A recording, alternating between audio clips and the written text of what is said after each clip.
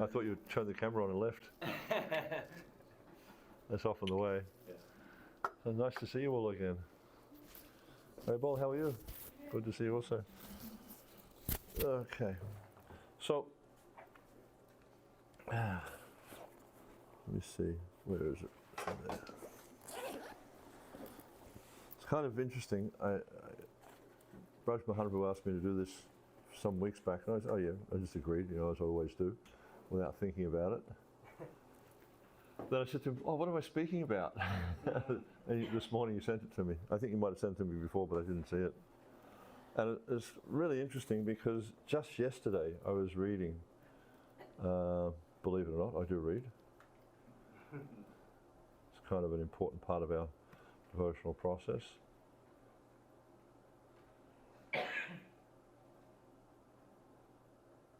Just fifth canto, fifth chapter. So I'll tell you the topics just so we know where we're going with this.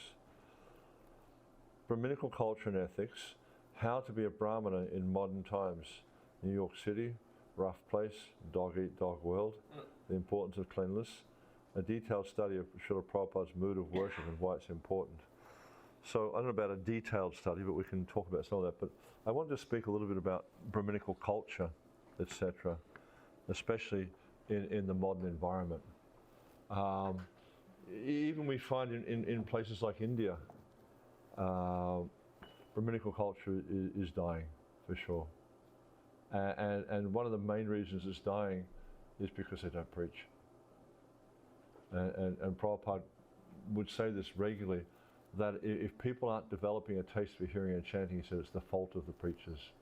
And he said this is why Christianity is failing, is because they don't preach.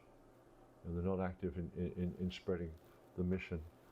So this is why ISKCON is hugely successful, is because in ISKCON there is preaching spirit.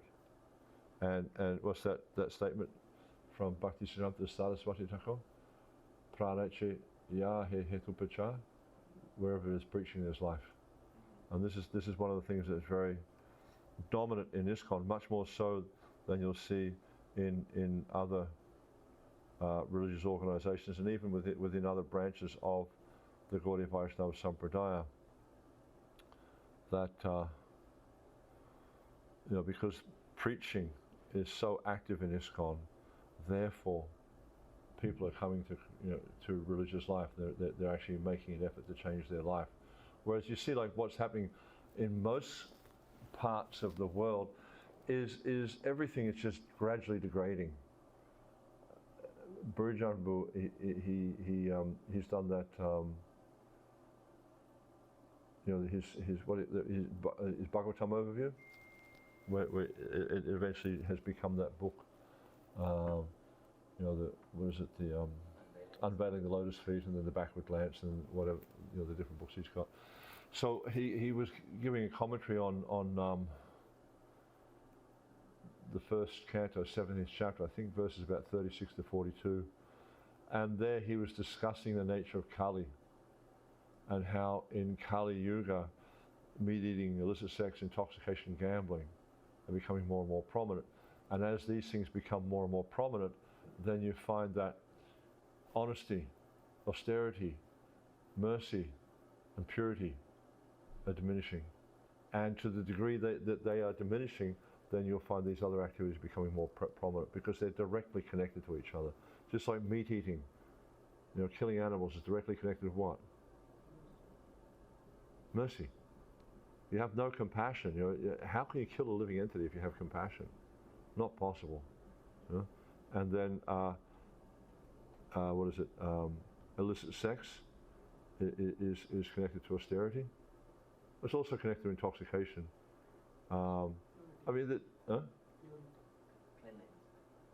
Cleanliness, yeah. It's very much connected to cleanliness. When there's lack of when there's excess in illicit sex, then purity is affected. And we find that especially in these big cities. Very difficult to maintain purity. Very, very difficult. So it means you have to work very, very hard. It's just like You know, if say for instance, if you left a mirror sitting in this room, right, on the floor face up, closed the room and went away for a month, and come back, what would you see? Yeah, there'd be dust on the mirror.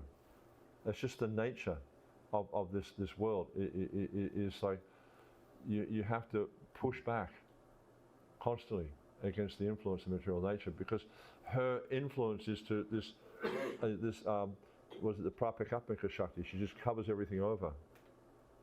You know, and so at some point you can't see anything.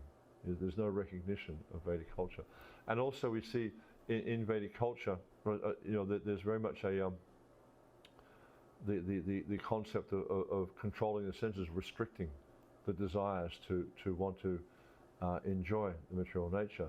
But we see also in the modern society, there's very much this push to, well, let me do my own thing, let me experience life. You know, don't try to repress me, don't try to control me. I was on a bus in Paris day before yesterday, and there was this young woman there, and she was just going off. You know, from my observation, she was behaving quite rudely. And there was an older gentleman, probably in his 70s or 80s. He wasn't dealing with it at all. You know, because obviously he's come from a background of like sense control, restriction. I know with my mother-in-law, you know, I spent a bit of time with her over the years. She's passed away now, but you know, she came from an era where people tolerated things, where they didn't protest and stuff like that. Whereas you can see like the modern generation is very different. And so anyhow, this guy, this older gentleman, he was obviously coming from a similar background. And so when this girl was just being really loud and rude on the bus, and he was you know, speaking out quite strongly against her. I mean, I couldn't understand what they were saying because it was all in French, but I got the gist of it because of just the mood. And she was just being rude and disrespectful, basically. Was making fun of him, and he was, you know, not dealing with it at all. And you see, this is the way it's going in this modern world. And Vedic culture is the opposite of what this modern life is about. You know, it's like, you know, it's really, the modern culture is very much focused on enjoying the senses to the max. And so therefore we'll see, as Kali Yuga progresses and as we have devotees joining our ISKCON temples, etc., they're going to have many more challenges. And also you see what's happening, because in Vedic culture, you know, we know the three modes of material nature. What mode of material nature is the Vedic culture promoting? Mode of goodness. But we see here in a place like New York, what are the dominant modes of nature? Passion and ignorance. Lots of ignorance, especially around Brooklyn. Yeah? How do you know there's ignorance around? Apart from the dirt. Liquor shops. That's Raja. But a lot of crazy people. Yeah? Madness is the result. Maybe you want to put it on here. Yeah, that's Madness is a result of mode of ignorance. Wherever you see there's lots of crazy people, you can understand mode of ignorance is quite prominent. And we're seeing, as Kali Yuga progresses, more and more psychologically disturbed people. You know, they go through traumas as children, they get beaten by their father, beaten by their mother, or they see a murder in the family, or some, you know, heavy violence in the family, or there's drug taking in the family, or whatever. I mean, Kali Yuga is such a difficult time. And it's not going to get easier. It's going to get more and more difficult as we go on. This is why this Krishna consciousness movement is so important. It's the only thing that can save people.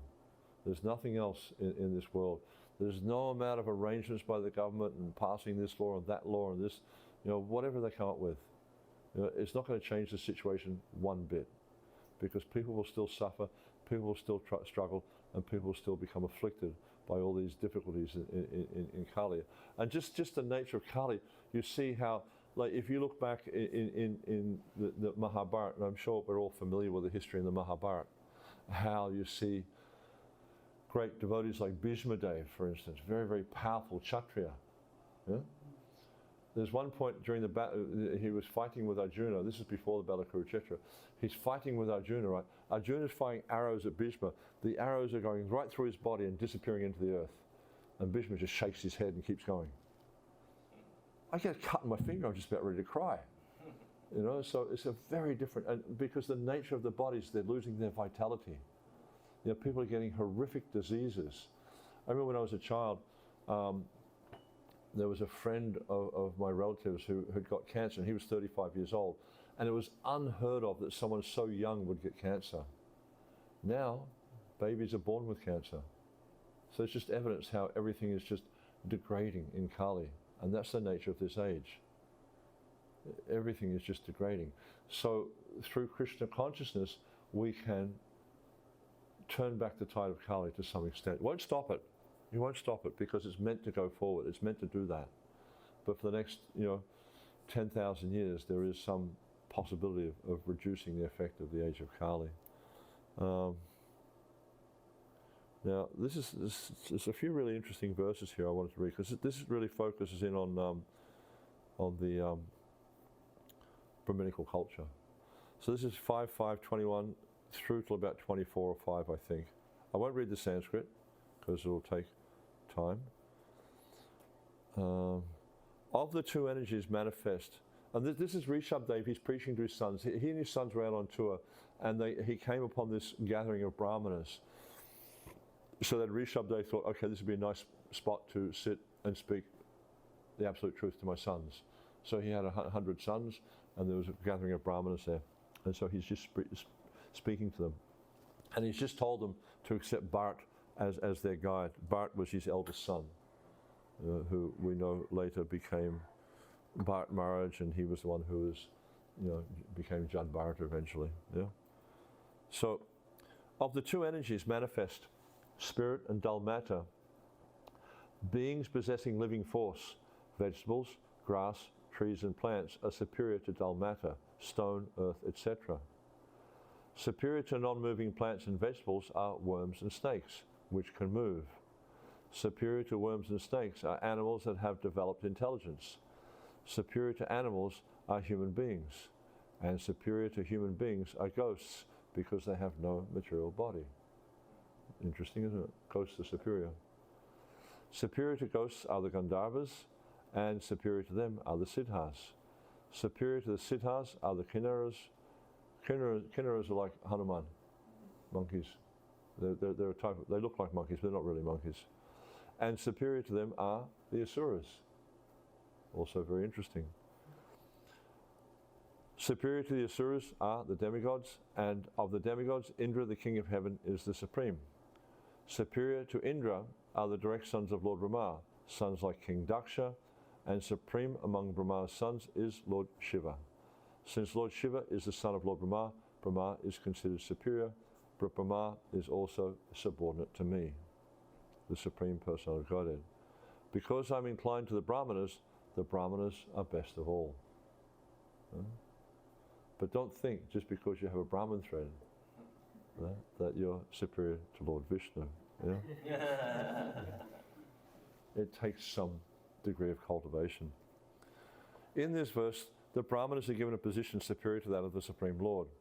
The idea is that the government should be conducted under the guidance of the Brahmanas. So this is an important point. It's like society is going to hell, basically. Why? Because the people who are running the country are not qualified. Just like here, you've got an election coming up next month, so it's kind of an interesting time. And it's like being broadcast. I don't know if it's the same here, but it's being broadcast all over the world. The election. Like there's a devotee we know in London. He works for YouTube, and when they had that election debate on the other day, they were struggling to keep the service from crashing, because it was just the demand in England was so big to watch this debate. But the thing is, you have these people, they're just up there and they're promoting these policies, which is just, what's the foundation? What are they basing these policies on? Certainly not religious principles. Basically, the policies are based on whatever they think they'll get the most votes for. And who's voting? Highly qualified people? Brahmanas? Kshatriyas? No, they're all Sudras or less. So you have Sudras voting for other Sudras. And so what do you wind up with? A government of Sudras. And therefore, there's no quality in that government. So Prabhupada is saying the idea is the government should be conducted under the guidance of Brahmanas. Although so this also indicates to us to some extent what a Brahmana is. A Brahmana is one who actually knows Brahman. That's what it means. If you have the role of a Brahmana, you should understand who is the Supreme Person of Godhead and how to serve him. Although Rishabdev recommended his eldest son Bharat as emperor of the earth, he still had to follow the instructions of the Brahmanas in order to govern the world perfectly. So you see, like the government now, they don't follow anyone's advice. They just do whatever they think they should do. Whereas we see in the Vedic culture, they would follow the Brahmanas because the Brahmanas understood Brahman. The Lord is worshipped as Brahmanya Deva. The Lord is very fond of devotees or Brahmanas. This does not refer to so-called caste Brahmanas, but to qualified Brahmana. A Brahmana should be qualified with the 8 qualities mentioned in text 24, which we'll read in a minute, such as Shama, Dhamma, Satya, and Titiksha. The Brahmanas should always be worshipped, and under their guidance, the ruler should discharge his duty and rule the citizens. Unfortunately, in this age of Kali, the executive is not selected by very intelligent people. They're not very intelligent at all. It's just, like, I know what was going on before is previously they had this other president, but he stepped down because they're telling him, oh no, if you run, we won't get the votes. It's all about votes. It's all it's about. It's not about who's qualified to run the kingdom, who's going to guide people to the religious path. It's just who's going to get the most votes, so we can stay in office for another 4 years or 3 years or whatever it is. And then Prabhupada says, unfortunately, in this age of Kali, the executive is not elected by very intelligent people, nor is he guided by qualified Brahmanas. Consequently, chaos results. Isn't that what we experience? Isn't it so chaotic? Just even like at the airport, like I had some interesting experiences at the airports in the last 24 hours. It was like we go to Charles de Gaulle in Paris, and it was just like, my gosh, it's so badly organised there, And then we go to Heathrow, and it's like they have this whole thing, like you got this little like jar of jam in my bag, and like these things just normally they don't take any notice of, but they're stopping everyone and pulling out everyone's bag, but there's one person there to do it all, so it's taking forever. And then we get to JFK, and there's like 400 people standing in line to go through immigration, and there's 2 people there. It's like they think they're so intelligent, they think they're managing the society so well, but they're creating so much inconvenience for people. And this is not a cultural society. In a cultural society, you facilitate people's growth in Krishna consciousness. But the modern society, it's the opposite. It's just completely the opposite. And chaos results. The mass of people should be educated in Krishna consciousness, so that according to the democratic process, they can select a first-class devotee like Bharat Maharaj to lead the government. So Prabhupada's, he's not speaking against the democratic process there, but he's saying if you educate people, they'll be able to elect the proper citizen, the proper leader. But because they're not educated, that's why he criticized the democratic process, because people are unqualified to make a choice. And that's why Brahminical culture is important, is because in Brahminical culture, one of the symptoms of Brahminical culture, or the mode of goodness, is illumination. And illumination means you see things as they are. What's that verse? Om tad Vishnu paramam para pashanti sura divya chakraratata tad vipraso vanyo jagrivagumsam savindate Vishnu ya paramam param. So just as the wise and learned Brahmana, just as people that can see the sun in the sky, so the wise and learned Brahmanas, they can see the abode of the Lord. And not only that can they see, but because of their Brahminical vision, they're able to enable others to see that abode as well. So that's why Brahminical culture is important, is because they educate people. And they don't educate them in technology. They don't educate them how to build bridges or how to make computers or how to whatever. How to cut up mice in a laboratory or what, stuff like that. They educate them in the principles of God consciousness. And that's what a Brahmana is meant to do. If the head of state is headed by qualified Brahmanas, everything is completely perfect. So this is great lacking in this world right now. So he talks a bit about the evolutionary process.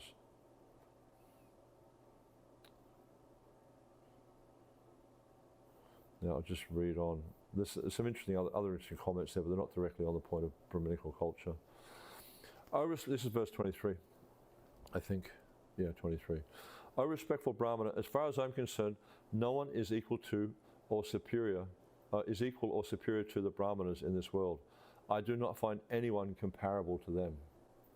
So this is God himself is saying this. He doesn't find anyone comparable to the Brahmana. So what does that tell us about a Brahmana? Not much? What does it tell us about a Brahmana? What sort of qualifications should they have? A mantra? A thread? Huh?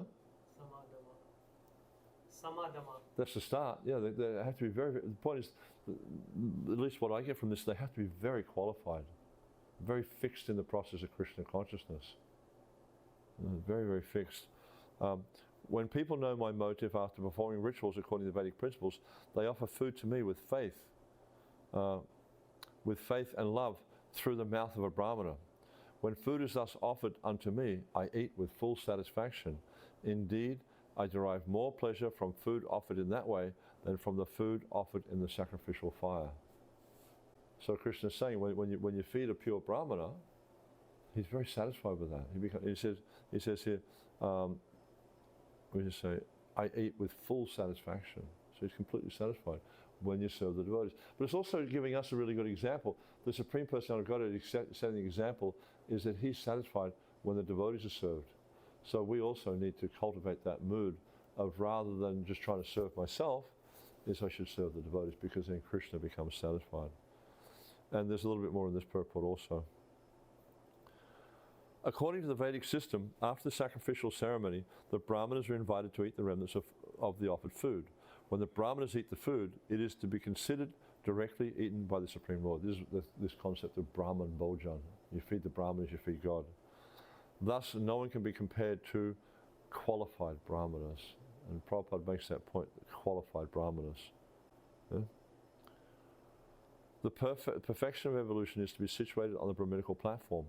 Any civilization not based on Brahminical culture or guided by Brahmanas is certainly a condemned civilization.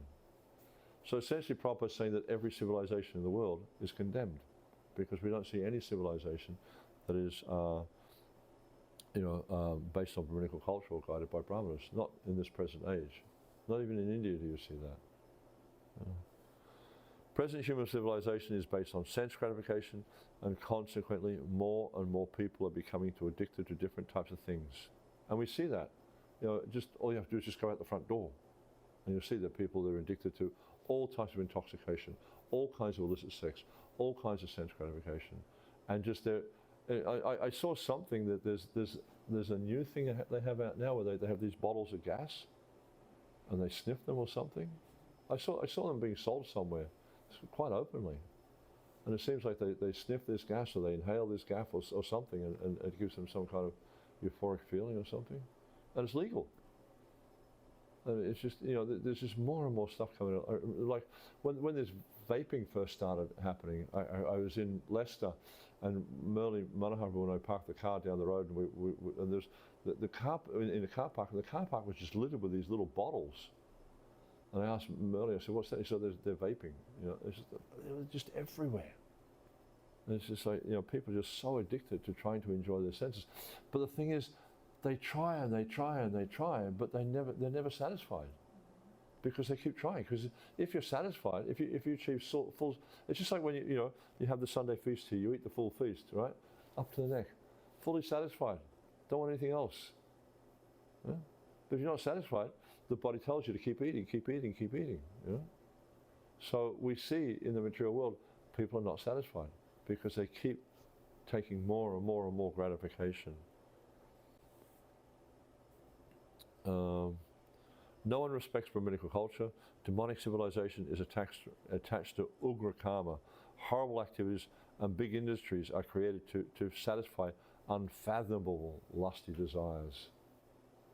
That's just the nature. Consequently, people are greatly harassed by governmental taxation. The people are irreligious and do not perform the sacrifices recommended in the Bhagavad Gita, Yagya Bhavati Parjanya. By the performance of sacrifice, cloud formed and rain falls. Due to sufficient rainfall, with sufficient production of food. Guided by the Brahmanas, society should follow the principles of Bhagavad Gita, and then people will become happy.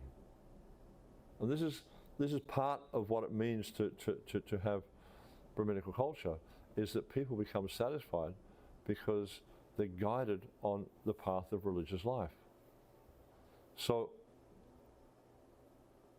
what does it mean to be a Brahmana? Does it mean you have a Brahman thread? Does it mean you have a mantra? Is that enough? Fixed is one thing, yeah. That's a symptom of goodness, is kutashta, is to be fixed in your determination. So that's what part of it is to be constant in your consciousness, fixed in consciousness, fixed on the Supreme Personality of Godhead. What else does it mean? There's, in this verse, let me just go back up to the verse. Is this the verse or is the next verse? I can't remember. Might be the next verse. One of these verses here. He mentions it.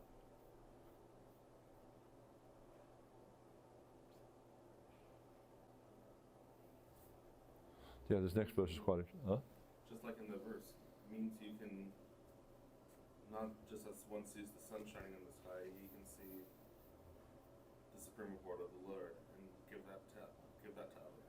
Yeah. Yeah, so the transcendental knowledge is a really important aspect of it. I'll read the next verse. Maybe I'll read the Sanskrit as well. Drita Chana Ushati Me Purani Yene Has Sattvam Paramam Pavitram. So this is really interesting. This Paramam Pavitram. What does that mean? Huh? Supremely pure, yeah. This Paramam Pavitram. And similar we see in that verse in the Gita. Where what's that? No, that's Bhagavatam, where he talks about this Pavitram Paramam Pamam, Pavitram Paramam Pavam. Yeah, Raja Vidya Raja Pavitram Paramam Pavam. He's talking about his supremely pure nature.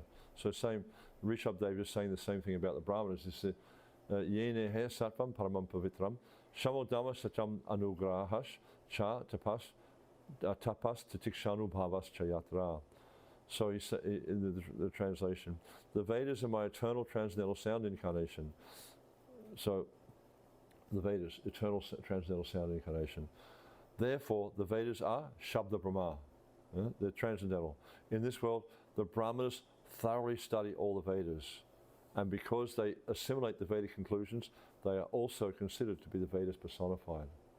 So, and this is mentioned first, so this is a really important point, is a Brahmana knows Brahman. And how do you know Brahman?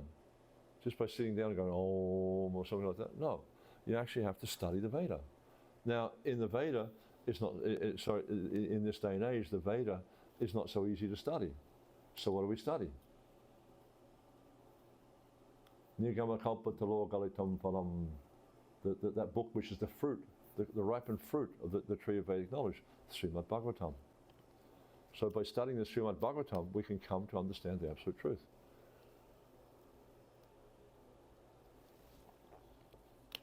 So, one of the points you're asking is about how to be a Brahmana in a place like New York City.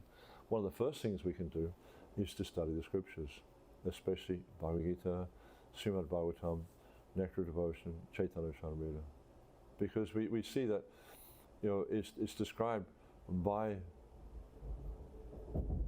it's the sages, I think, or is it Sutta Goswami? I think it's Sutta Goswami says how the Bhagavatam is the ripened fruit of the tree of Vedic knowledge. So just like you can get kacha fruit and you eat some sort of kacha fruit, especially something like a mango. You try and eat that when it's raw. It's not very tasty. It's not very palatable. But you get one that's paka, that is very, very ripened, and it's very tasty. Or like me, I like avocado. So if you try to eat a raw avocado, not very tasty. But if you eat a ripe avocado, very, very tasty. So the Bhagavatam is like already the Vedas are quite sweet and relishable, but the Bhagavatam is the ripened fruit of the tree of Vedic knowledge, the cream of Vedic wisdom is described. So by studying the Bhagavatam, we can come to know the Supreme Personality of Godhead, because we see in not just him, but also his whole creation and all the things all the Supreme Lord does. Because we see in the beginning of the 10th chapter, or is it 9th chapter of the second canto? I think it's the 10th chapter, the first 3 verses,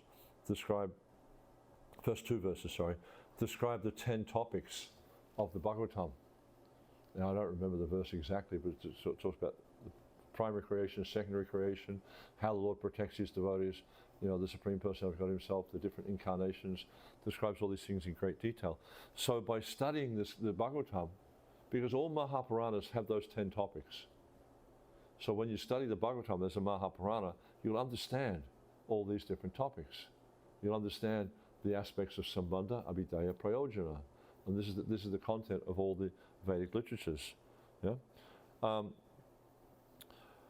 So the Brahmanas are considered to be the Vedas personified.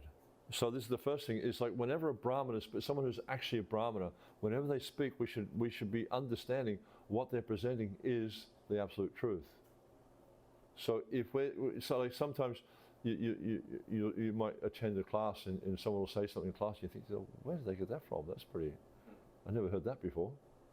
So it means that if we're going to be speaking philosophy, we need to understand what the philosophy is, and that can only come about by hearing. And there's an interesting purport in the 5th chapter of the first canto where Prabhupada talks about that, and he mentions how hearing the philosophy and speaking the philosophy, how it's very, very important. And Brahmanas should be doing that. The Brahmanas are situated in the supreme transcendental mode of nature, sattva gun. So we can also analyze our own activities, how we're acting in this material world, how we respond to certain stimulus. I'll give you an example. I think you probably know this example quite well. That nasty toilet story. Prabhupada was on a morning walk in Mayapur, and he came upon this toilet that was unclean. It was a toilet that the workers were using, and it was overflowing. Stool, urine was just flowing out, because they're used to passing stool in the field. They don't know how these things work, and so Prabhupada was really upset about that, and he was chastising the managers, and one of the managers turned up just as Prabhupada was chastising the others. There was a Chutananda Swami, and he turned to a Chutananda Swami and he said, this is in the mode of ignorance, and because you're in the mode of ignorance, you do nothing. And then in the Bhagavatam class that morning, he elaborated on the same point. And he gave the analogy. It's just like if you have acid and you mix it with an acid, what happens? Nothing. There's no reaction. But if you mix acid with alkaline, what happens? There's a reaction. So in the same way, if we come to something that's in the mode of goodness, and we are in the mode of goodness, what's our reaction? We're pleased. We're happy to be there. But if we come to a situation that's in the mode of ignorance, we feel quite repulsed. So I was reflecting this morning on how to actually present this class, and I thought maybe you should just come down with a whole lot of buckets and mops and hand them out and say, this is your class on Brahminical culture. Get out there and start cleaning. Because for a Brahmana or someone who's trying to be a Brahmana to come into an environment that's not clean is very kind of uncomfortable. It's very like, you almost don't want to be there. It's like, it's like sometimes you might go somewhere and there's a really bad smell.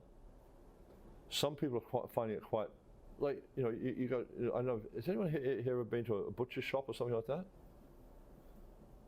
Pretty bad smell, huh? Yeah. But you'll find there's people who are working in that environment, they like it. Or there's another interesting story. It was told by Srila Bhaktisiddhanta Saraswati Thakur's disciples.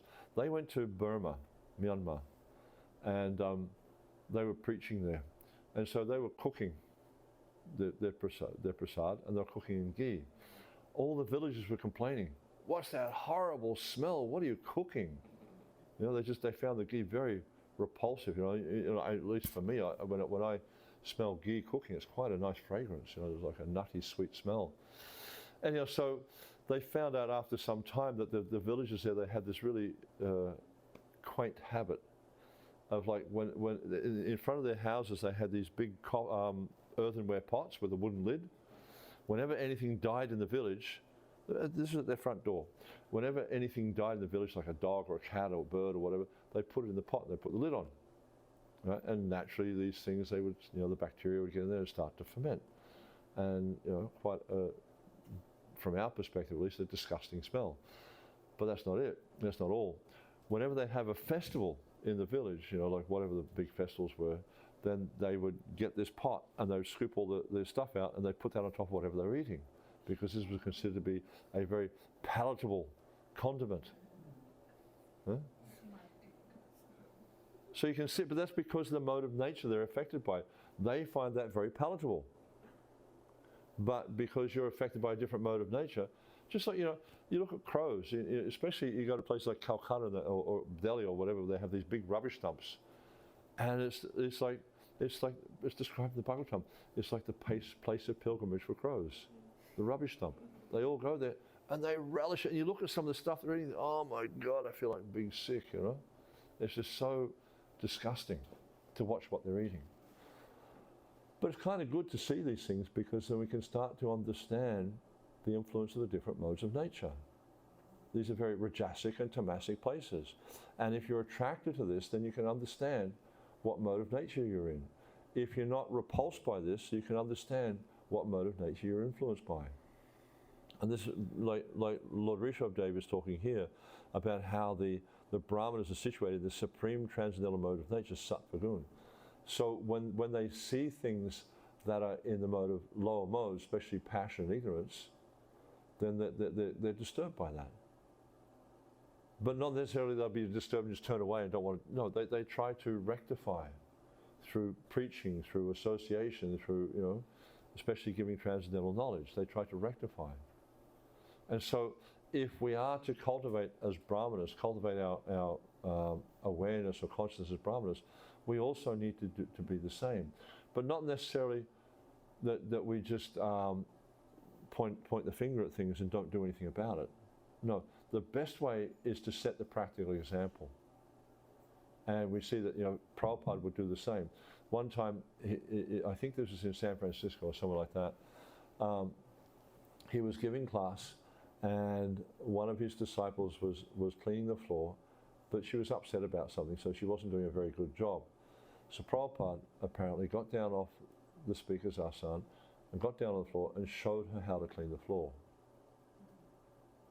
Example speaks louder than precept. So if we set the example in our own lives of how to live a life in the mode of goodness, then others will be influenced by that. But also, it will help us as well, because we are purifying our existence as well by these activities in the mode of goodness. By living a life in the mode of goodness, we become more purified. And then ultimately you get to the point where we remove all vestiges of material conditioning and we become situated in this Vishuddha Sattva, or the transcendental mode, which is what he's talking about here, they're situated in the supreme transcendental mode of nature. So obviously it's this Sargunan Samatitya transcendental modes of nature. Because of this, and this is really important, because we're looking to try to control the mind and senses, but if you're influenced by the lower modes of nature, you cannot do it. If you're influenced by passion or ignorance, you cannot control the mind, you cannot control the senses, just not possible. So Rishabhdev is saying, because of this, they are fixed in mind control, shama, sense control, dhamma, and truthfulness, satya. Same thing, sama dhamma taposa cham, that Krishna says in the Gita. Yeah? He talks about the different qualities of the Brahmana. And it's really interesting, because you look in the Gita, when Krishna is talking about the Vaishyas and the Shudras, he talks about activities. When he talks about Kshatriyas and Brahmanas, he talks about qualities. So just because someone does deity worship doesn't mean they're a Brahmana, because also the Vaishyas and the Kshatriyas would do deity worship. He doesn't mention deity worship amongst the qualities of Brahmana. He doesn't mention studying the scriptures amongst the qualities of Brahmana. He says, sama, dhamma, taposo cham, chantire ajam evacha, jnanam vijnanamastikam, brahmakavasa. So peacefulness, self-control, austerity, purity, honesty, wisdom, religiousness. These are the natural qualities by which a Brahmana works. So you understand something by its quality. Just like a simple example, in here is water. What are the qualities of water? It's clear, it's wet, moves around, it's liquid. If it was solid, what would it be? It'd be ice, not water. Yeah? You'd have to do something to it to make it water. Yeah? So you can look at the quality of anything, you know, like this is brass. This, I think, is bell metal. Yeah, bell metal. Hear it ring? Yeah, brass doesn't ring like that. You can tell the qualities of something. You can tell the nature of something by its qualities. Yeah? This is how you understand anything in this material world. Yeah? Like, you know, if I had one of these made out of plastic, right, it wouldn't do the same as what this one's doing. It wouldn't amplify sound because it'd be an imitation. But because this is amplifying sound, you can understand it. It's a microphone. Or it was what they call a transducer. It converts the movement of the air into electrical signal. You know. So you can understand things by the quality. So in the same way, when someone's situated in the mode of goodness, then Sama, Dhamma, Satya should manifest. If they don't manifest, you can understand they're not situated in the mode of goodness. So if we look at, for instance, mind control, shama, what does that mean? What does it mean when your mind's controlled? Huh? You're sleeping. No. Huh?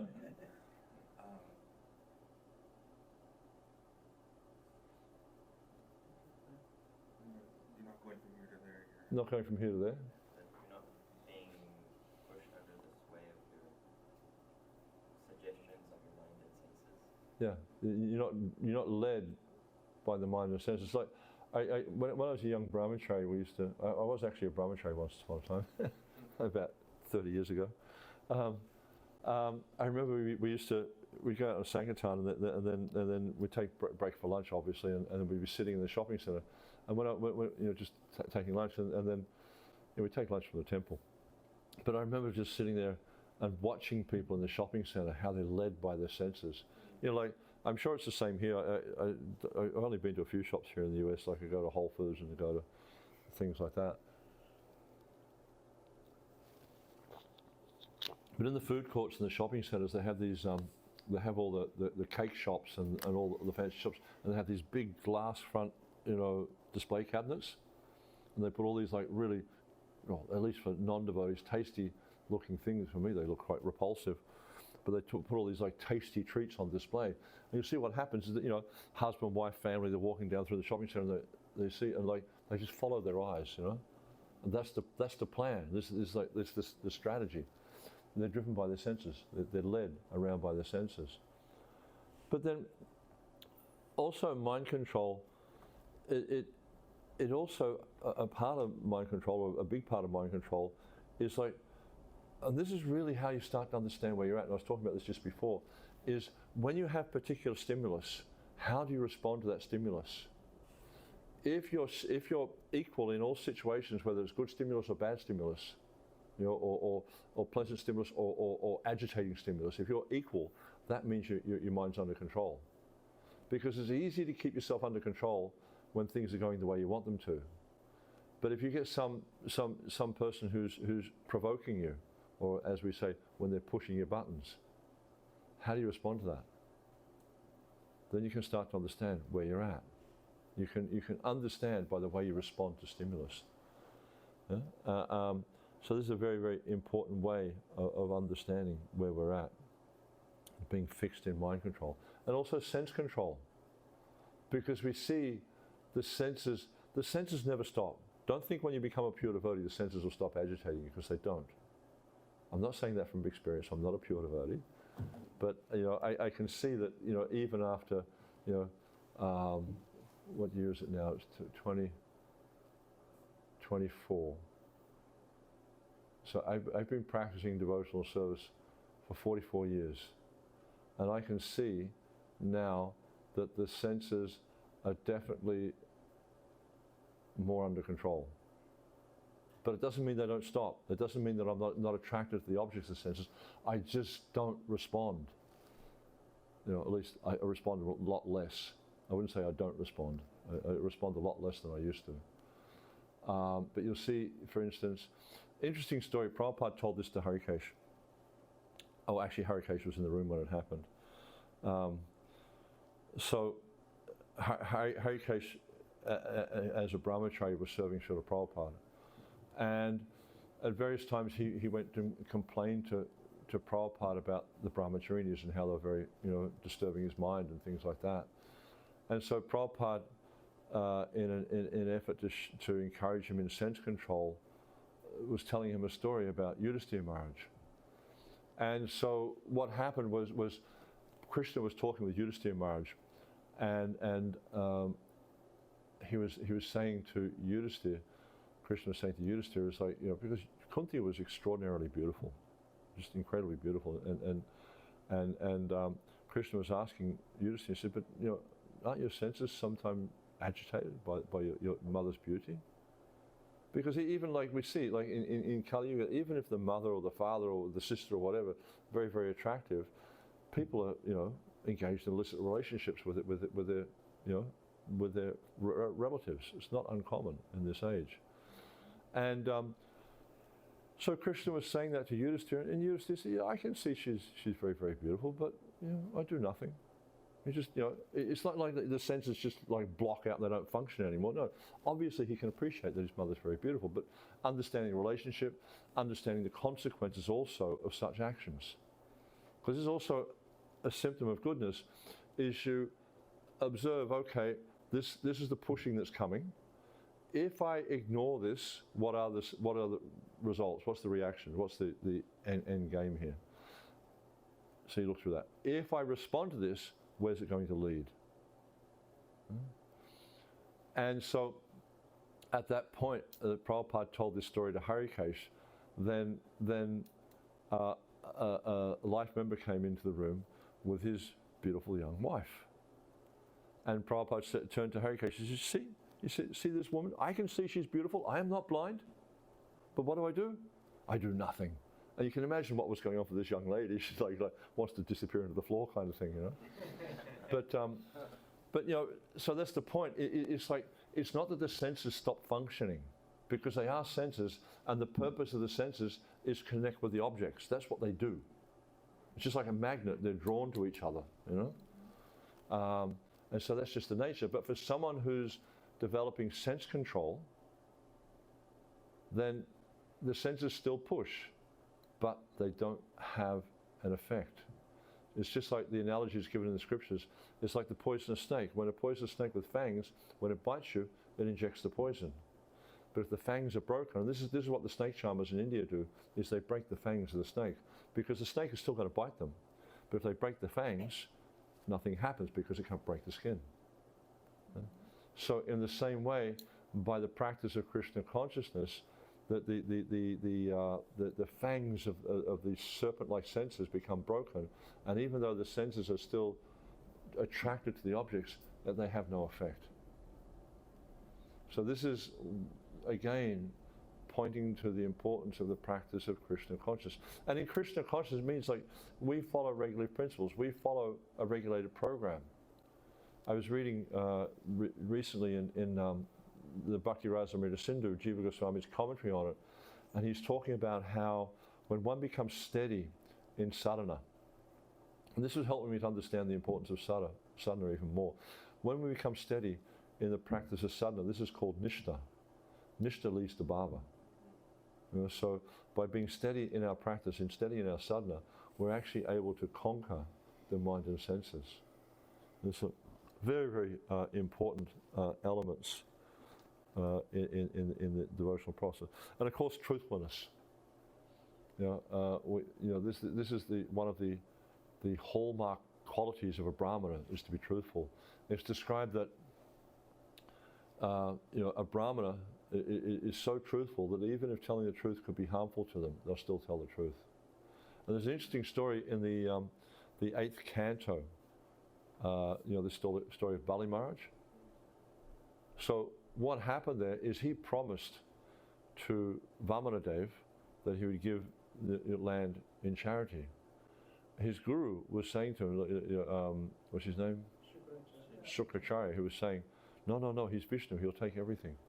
He said, no, I've given a promise, I have to stick to my word. And this is one of the reasons he's glorified as a Mahajan, because rather than break his word, he would risk everything, just because that was his vow, he'd always be truthful. So this is one of the reasons he's glorified. So similarly for a Brahmana, they should be known by the truthfulness. And that means no little white lies, Oh, it doesn't really matter so much. No, Brahmana tells the truth because it's Dharma. It's Dharma. It's their Dharma to tell the truth. And it's what's right religiously, is to tell the truth. Then it goes on to say, they describe the Vedas in their original sense. Also, very important statement. Because you see that many so-called Brahmanas, they give their own interpretation of the Veda. What it means, it's all one, it's this, it's that. But they describe the Vedas in their original sense, and out of mercy, anugraha, they preach the purpose of the Vedas to all conditioned souls. So this is very, very important also. They practice penance, tapasya, and tolerance, tatiksha. Penance can mean different things for different people. Just like we see yogis, they're quite accustomed to, being up to the neck in freezing cold water in the wintertime, or in the summertime they'll sit in the midst of blazing fires and things like that. But, you don't need to do that, especially not living in a place like New York. Just being here is tapasya. You try to sleep at night and the whole building's shaking as the trains go past in the subway. That's tapasya. It's like, you walk out the front and you get accosted by some crazy person. That's tapasya. Just the whole, or you have to deal with, in your service you have to deal with, these long lines at the airports, and just like you can see that as you're traveling about in this world. We already have to deal with so much tapasya. Prabhupada, he told Shamasundar one time, he said, like Shamasundar had come running out to Prabhupada. Prabhupada was going to morning walk, and Shamasundar came running out without his shoes, and Prabhupada was saying, where are your shoes? He said, oh, Prabhupada, when I'm with you, I don't need shoes. And Prabhupada said, there's already enough austerities in this material world without inventing any. You don't need to come up with any additional austerity. This material world is austerity, especially for someone who's trying to cultivate the mode of goodness, because this whole material world is in tama and raja. So for someone who's trying to cultivate goodness, to be in that environment is really austere. It's really austere. Just spend some time in some area that's dirty, because you're trying to cultivate the mode of goodness. You'll find it's austere. And titiksha, tolerate. That's the thing. Also, it's like, like I had a funny experience. Again, when you travel around, you get lots of interesting experiences. The guy who's sitting in the row in front of me, so, because the flight was like jam-packed full, there wasn't one single spare seat, and don't we all love flights like that, And like, so, people are like moving bags around, trying to get their bags in the overhead lockers, otherwise it's going to hold the flight up, and they'll have to go onto the plane, et cetera, et cetera, et cetera, And usually you have all your valuables in your carry-on, so you're worried about things getting stolen or whatever. And so like this guy, he's trying to find some space in the locker, and the guy sitting in the row in front of him says, don't touch my bag. It's like, it's just a bag, for goodness sake. It's not like, it's just like so touchy that as soon as he touched the bag, I thought he was going to kill him, It's really, really aggressive. And so this is showing, because you're influenced by ignorance and passion, no tolerance. No tolerance at all. We see, like, there's one story of Prabhupada, when he was traveling in South Africa, they were in a car accident, and what happened is their car was hit on the side where Prabhupada was sitting. And then they kept, they just, whatever they had to do, but they just, they sorted it out and they kept going. And when they got to their destination, the devotees came and opened the door for Prabhupada, and they noticed his leg was covered in blood from where the door had been pushed in, and it hit against his leg and caused, cut the skin or something and caused bleeding. Prabhupada didn't say anything about it. This is titiksha. And Krishna, he makes the same point to Arjuna. This matra spasa takunteya sitoshna sukha agamapi nandis nityas tang titiksha bharata. The non-permanent appearance of happiness and distress are like the appearance and disappearance of summer and winter seasons. They arise from sense perception. This is the thing, it's like all these kind of inconveniences we experience in the world, we're perceiving them through our senses. And one person has one particular set of senses influenced by the particular modes of nature, they perceive things in one way. Whereas another person has a different set of senses influenced by different modes of nature, they'll perceive exactly the same thing in a different way. Just like, who here likes cold weather? Anyone? You like cold weather. Can't stand it. I'll flee. You know, I like hot weather. Probably because I was born in Australia and it's a hot place. You know, and therefore I have senses that are adapted to that environment. You're born here in the US and, you know, it gets colder here. You know, so because of the senses you have, you know, and some people, who likes guavas? Anyone? Okay, he likes guavas. Can't stand them. Some fruits I just, you know, like I can eat avocados all day, all night, not a problem. But guavas, can't stand them. Stone fruits, love them. You know? Berries, raspberries, blueberries, things like that, love them. But other things, no. Horse food. Yeah, so we find because of the senses we have, we like some things and we dislike other things. But it's all just sensory perception. Therefore, and also like looking at the temporary nature of this whole material world. You know, it's just like Krishna saying to Arjuna, Sitoshna Sukha Dukkha. It's like Sita Ushna, it means cold and heat, yeah? Summer and winter. It's temporary. Like the summer comes and it goes. The winter comes and it goes. So tolerate it. You know? I used to live in a town or a city in Australia called Melbourne. And they have an interesting saying in Melbourne, if you don't like the weather, wait 5 minutes, you will. Because it changes so much. But the whole material world's like that, it's constantly changing.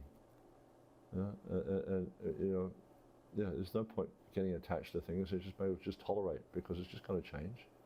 And you'll see, and this is like also one of the things we see with the older generation, is they do tend to be more tolerant. Younger generation tend to be less tolerant, because they're aspiring for instant gratification. I want gratification, I want it right now. Don't want to wait. Whereas you'll see the older generation, less and less now, but it used to be much more tolerant than what you see now. Much, much more tolerant. Yeah. What else has Prabhupada got to say here? Yeah, they preach the Veda, the purpose of the Vedas to all the conditioned souls. The purpose of the Vedas. What's the purpose of the Vedas? Yeah, what does Krishna say? Vedas Chayasa Ahame Vedanta Krit Veda Vid Eva Chaham. By all the Veda I am to be known. That's the purpose of the Veda, is to understand Krishna. And that's the purpose of Brahmana, is to help people to understand Krishna, to understand who they are, and to understand who God is, and what's their relationship, what's their duty. Very, very important element there. They practice penance, tapasya, and tolerance, and they realize the position of every living entity and the Supreme Lord. Anubhava. Bhava means the nature. So they realize that their own position. What's our position? Jivera Surupahoy, Krishnera Nitidas, Krishnera Tatasta Shakti, Veda Ved Prakash. We're actually eternal servants of Krishna. That's our business, to serve Krishna, and He is the Supreme Original Personality of Godhead. So this is the purpose of the practice. These are the 8 qualifications of the Brahmanas. Therefore, among all living entities, no one is superior to the Brahmanas. So very, very important verses and purports there. So what should we do now? Should we do some like just discussion, questions, comments, realizations? Nice to see you again, Mataji. You're looking well. Yeah, so will I. I have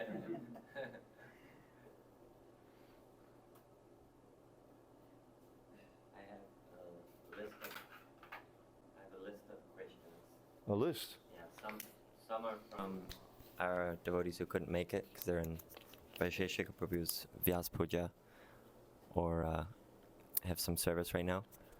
But one of them was an interesting concept, was because some people will have, raised this objection that, well, Brahmanas are not supposed to work, so then how can you say in ISKCON that you have Brahmanas, who can do temple service and all this kind of things? Yeah.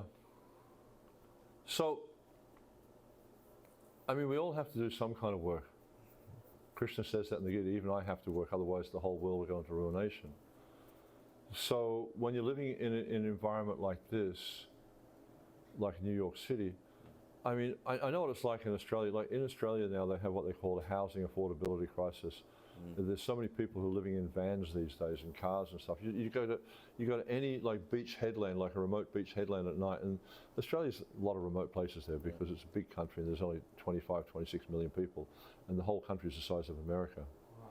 You know, and so you go any like beach headland at night, and you'll find there's so many cars parked there, where people are just sleeping in their cars because they can't afford to pay rent.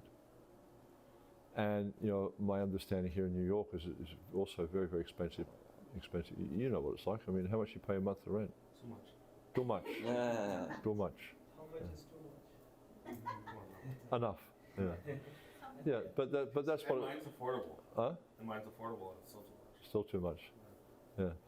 Yeah. And so, while I guess there's two ways of looking at it. There's the external, and then there's the internal side of it. The internal side of it is like, are they living their lives as brahmanas? What is a brahmana meant to do? A brahmana is meant to preach. A brahmana is meant to give others the understanding of who God is.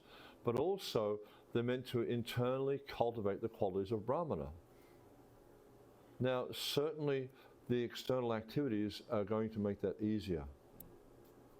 If you're living your life in a simple way, if you're, just like for instance, a brahmana needs to live very simply, not have great expectations, and so I've always been of the view that temples need to try to create an economy so that they can support brahmanas, but then the brahmanas need to have simple aspirations, not that they're wanting, like the latest mobile phone every year, or getting brand new laptops every year, or fancy cars, and no, they need to be able to live. Obviously, it means also that they need to be able to live a life of dignity, i.e., they can maintain their family. If the children have got school expenses, the children have got dental expenses, they need to be able to cover those costs.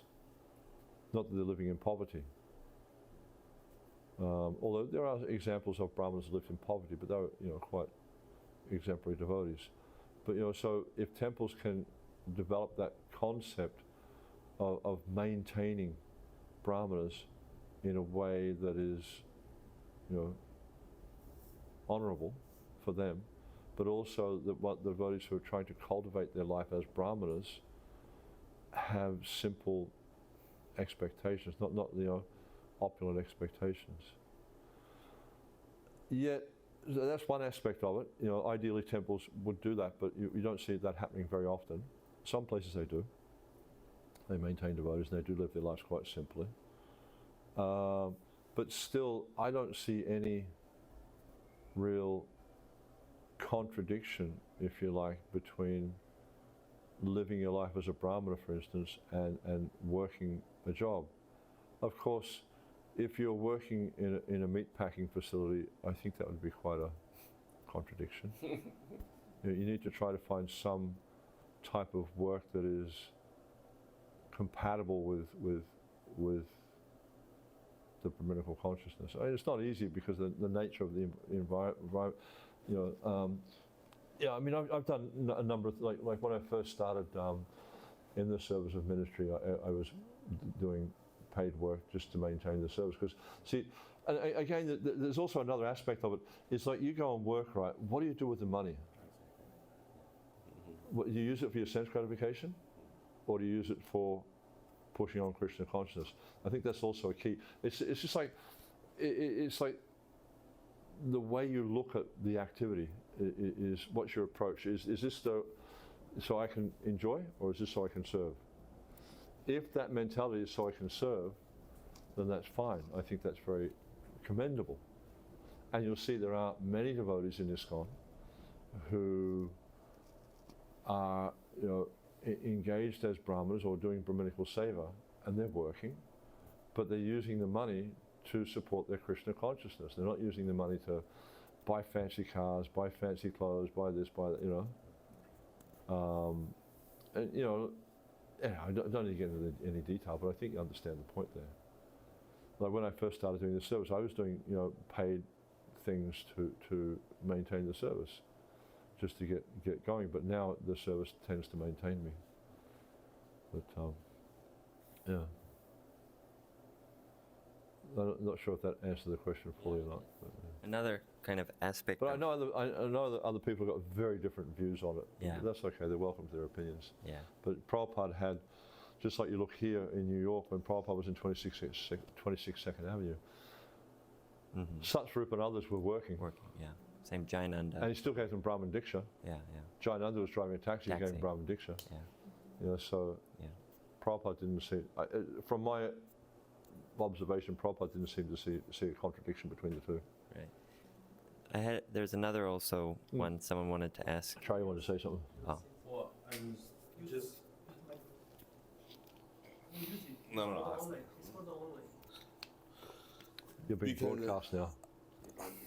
All over the universe. Because, just not to harp on this point a little bit more, but I'm going to, is you don't want to take things away from the temple also when you're, you know, a lot of times some temples are struggling, you know, so then you're, like you said, how are you utilizing that money if you are also giving it back to the temple? You know, so many of us living outside of the temple are giving, you know, donations to help maintain the Deity department, to help to maintain, you know, sponsorships and things like that. Also, the temple, you know, you decide to have a family, it's the temple's responsibility to maintain that family. Yeah. You know.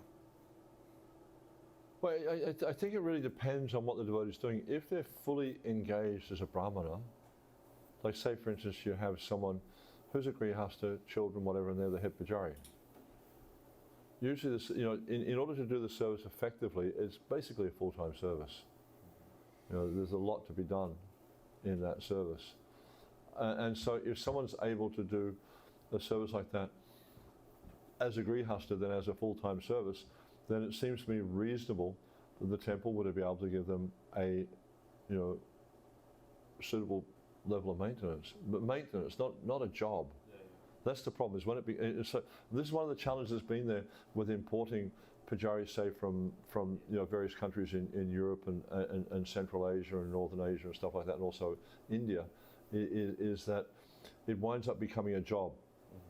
I do X amount of things a week, and I get X amount of Lakshmi, and I'm not going to do anything more unless you pay me more. That's the wrong mentality. That's just business. That's not the purpose. The purpose is to cultivate our God consciousness. The purpose is to go back to Godhead and to inspire as many other people as we can along the way to go back to Godhead as well. And if the temples are in the situation where they can maintain such a person who needs maintenance, great. But it's not, like you say, a lot of temples can't afford that. Not many temples in ISKCON. I know there's a few temples like, you know, Bhaktivinoda Manor maintains some. In Mayapur, there's a few, there's not many grihasta pujaris there, but some of the grihastas like Nitai Balaram, he's maintained. Very basic maintenance. Just pays their basic needs. He's like, you know, he's not jet setting around the globe or anything like that. You know, so I think, you know, like, I don't have a problem with it as long as the right mentality is there and it's not just a job. I really have a problem with this idea of bringing pujaris in and they're maintained. Or not maintained, but they're given a wage. I have a problem with that because then it becomes a job. But also like you know, like sometimes temples have had to bring people because they have reasonable income, but they have to bring people in from overseas to continue certain services, and then, you know, like the brahmachari is getting maintenance or whatever it is, whatever you want to call it, to support his family. I don't have a problem with that, as long as it's not, you know, focusing on sense gratification. You know, it's really hard to give like a blanket kind of analysis of it because each situation is unique, and you know, yeah, you just have to look at the situation. One other facet just that came up while I was thinking of what you were saying is like, oftentimes there comes a situation where it's like, oh no, you know, disaster, we need to import a pujari now. And oftentimes you have to ask, well, why is that? Well, maybe because you have too many deities for your center, or your standard is unrealistically high, or you're not like trying to actively engage the devotees in your community in doing service, so you just think it's easy to pay someone, bring someone over. Yeah. So, yeah. To me, that seems like a failed strategy. Right. If you have to import people, there's something along the line that hasn't worked. Now, having been in ISKCON for a number of decades, I can see that, in the 80s, like, if you look at like during Prabhupada's period, that was a period of quite substantial expansion. Then after Prabhupada left in 77, the 11 persons who were entrusted with keeping the society going, they tried to push on in the same way, but the concept was there, because I was there at that time, the concept was there, was that they were like, little Prabhupads. But they weren't. They weren't even close. And so as a result, what happened is a number of them fell down. And so all that expansion that had gone on started to crumble. And then you find that in many places you had these big projects with very, very few devotees still able to manage that, what was started during Prabhupada's times. So there are many scenarios on why we wind up in those different circumstances. But in the ultimate end, I think there's only one real solution. Like importing pujaris is a stopgap solution. Allowing non-Brahmins to engage in worship is not a solution at all. It's just going completely against the standards of the scriptures and the standards of our acharya. To me, that's not a solution. It's not even an option. Although sometimes you get into a situation where there is no other option, but I'm really not in favour of that one at all, because it's just not an option as far as I can see. The only real solution is preaching, book distribution, whatever you do. You just have to somehow or other try to increase the number of devotees, and hopefully the devotees come with the right motive. Not that they're getting some kind of material benefit, but that they want to become devotees of Krishna, and they want to give their life to serving Krishna. How do you also balance that idea that, of course, temples need brahmanas and pujaris, but at the same time, not just like, oh, we need another pujari, so, give him initiation, give her initiation. But Prabhupada did that. When he installed the deities in Sydney, there was practically no brahmanas there. And he gave everyone in the temple, there was a few that he did, but most of the devotees in the temple, they just, like, some of them had only been there for a very short time. He gave them all Brahman Diksha. Part A. Part B, he goes before the deities when he leaves. He says, "My dear Lord, I'm leaving you in the hands of these militias. You please train them how to serve you. I cannot help you." I mean, that's extraordinary. That's something Prabhupada can do. Right. But I don't think someone else could do that. But you can see, like, he did, because he's an acharya, he did set an example that sometimes, not that we change the rules. We can have non-Brahmins. That's not an option. No, the guru needs to take the risk. That's a preacher. They take risks, and Prabhupada says that the preacher takes risks to push on Krishna consciousness. And we see that Prabhupada took substantial risks to push on Krishna consciousness. And in that example, he initiated people who weren't qualified. Some of them are still around, most of them aren't. Korma's still around, he was one of those Brahmins. So the guru needs to take risks to push on Krishna consciousness. That's what it means to push on Krishna consciousness in Kali Yuga, is taking risks. It's just like you look, there's so many devotees who are traveling all around the world. And these planes, like, practically every time we get onto a plane, I think this thing could just drop out of the sky. You've got this however many ton hunk of metal flying through the sky. If something goes wrong, it's going to drop like a brick. So taking risks. You could get diseases. You could, so many things. It just, the devotees who are out distributing books. so much risk they're taking. I mean, there's some crazy person could attack them and stab them, or it's happened. So we take risks for putting on Krishna consciousness. We don't change the rules. The rules are given in the Shastra. The rules are given by the Acharyas. We follow what they're given, and we push on Krishna consciousness, take risks.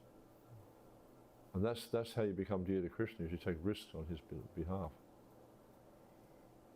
Not stupid, the risks. You don't go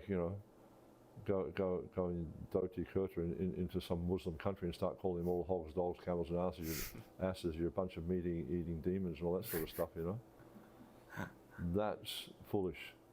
You could wind up in a box underground. Prabhu.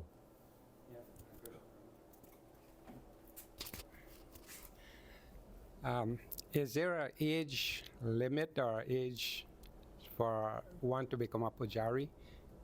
What, old age or young age? Young to old. Well, it could be how old, right? Yeah, the minimum and maximum. Yeah, there's how old are you now?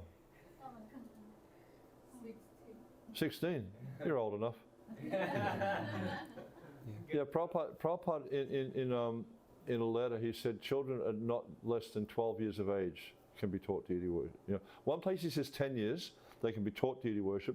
Another place he says children 12 years and older can get initiated and do deity worship. So I take that to understand is when they're 10, you start training them. When they get to 12, then you start engaging them. And as far as what's the maximum age, as long as they're still got their faculties about them, and there's not because see, one of the things that happens when you get older with some people is you might have heart issues and stuff, and you could get dizzy spells. Very dangerous if you're dressing the deities. So you've got to look at the safety of the deities also, and of course the safety of the devotee. And also one of the things that's a challenge, especially when we get older, is when you're worshipping deities, you have to go long periods of time without drinking water. And this can cause dizzy spells and things like that. So you need to factor in that. But as long as one is healthy and capable, as old as you can be 108 years old, it doesn't matter. There's no limit on age, but you just have to, as long as the capacity is there and the desire, then keep going. The next question is, who could become a head pujari? How young you could be to become a head pujari? She could become a head pujari. Okay. As long as she knows what she's doing. The qualification, once you know the qualification is once you know what she's doing. Let me see, I'll see if I can find it for you. I've got a head pujari service description here, just to give you an idea. Definition: the head pujari is a member of ISKCON who is appointed by the temple president and/or temple board and is responsible for the overall care and ongoing service of the temple deities. The head pujari is adept in all functions of deity worship and trains the temple pujaris how to properly execute the functions of deity worship. The head pujari is directly answerable to the temple president and/or temple board and the local GBCs, as stated by Srila Prabhupada in the following letter. Pujari should operate entirely under the supervision of temple president and GBC, not independently. Letter to Dhruvananda. Anyway, I won't read the whole document, but see, the head pujari is responsible for one thing is selecting pujaris, training pujaris, and mentoring pujaris. These three things are very important. So, obviously the head pujari needs to have an understanding of what type of persons are suited to the service, because not everyone's suited to being a pujari. Some people might like to do deity seva. I was having this conversation recently with a senior, it was the temple president, Ekanath Gaur at Radhadesh. And he's saying he likes to do deity seva, but if he was put in there every day, he'd start to find it quite disturbing. Why? Because it's not his nature. He's not he's not sufficiently in the mode of goodness, for instance, to be able to do that service. So a head pujari has an understanding of what type of devotee is suited to that service. Not everyone will be. So first off, they select, then they train. So that then, you don't just base the head pujari on they like doing deity worship. It's just like, someone might be an expert tradesman in a particular trade, but it doesn't mean they're a businessman. You know, because you see that. So, how many times do you see small businesses fail? It's happening all the time. More businesses fail than succeed. Why? Because they may be very good tradespeople, but they're not businessmen. They don't know how to manage a business. So in the same way, is someone may be a good pujari, but it doesn't mean they're a good head pujari. Yeah? Because they need to be able to select, they need to be able to train people, you know, in what are appropriate standards of worship. And then once that's done, they need to be able to mentor them to keep them on track. Because we all need mentoring to stay on the devotional path. It's not like, you know, you get initiation, you're on your own. You know, it's not like that. You need to be guided on the devotional path. Everyone needs guidance on the devotional path. You know, so anyway, that's just some aspects of being a head pujari. Yeah, we've got a whole document here. It's available on our website also, deityworship.com. Yeah. My daughter lives in Houston. Sorry? My daughter lives in Houston. And Houston, okay. In Houston, and the president there appointed her as head pujari. Sorry?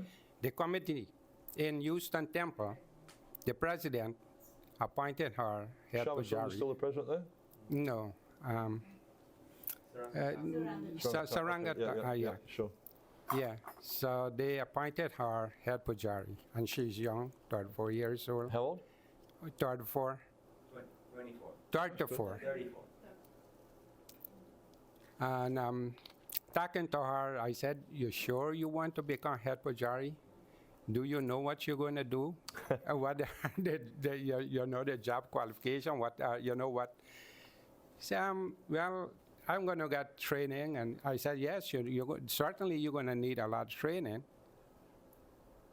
Yeah, I mean, obviously a beginning point is enthusiasm or desire to do it, but that's not the only qualification.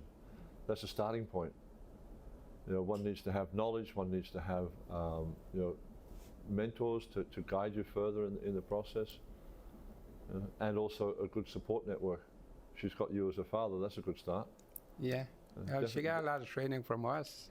Yeah, but definitely, like, it's anything you do in the material world, you know, if you have it, like I was relating this in a class in Paris the other day.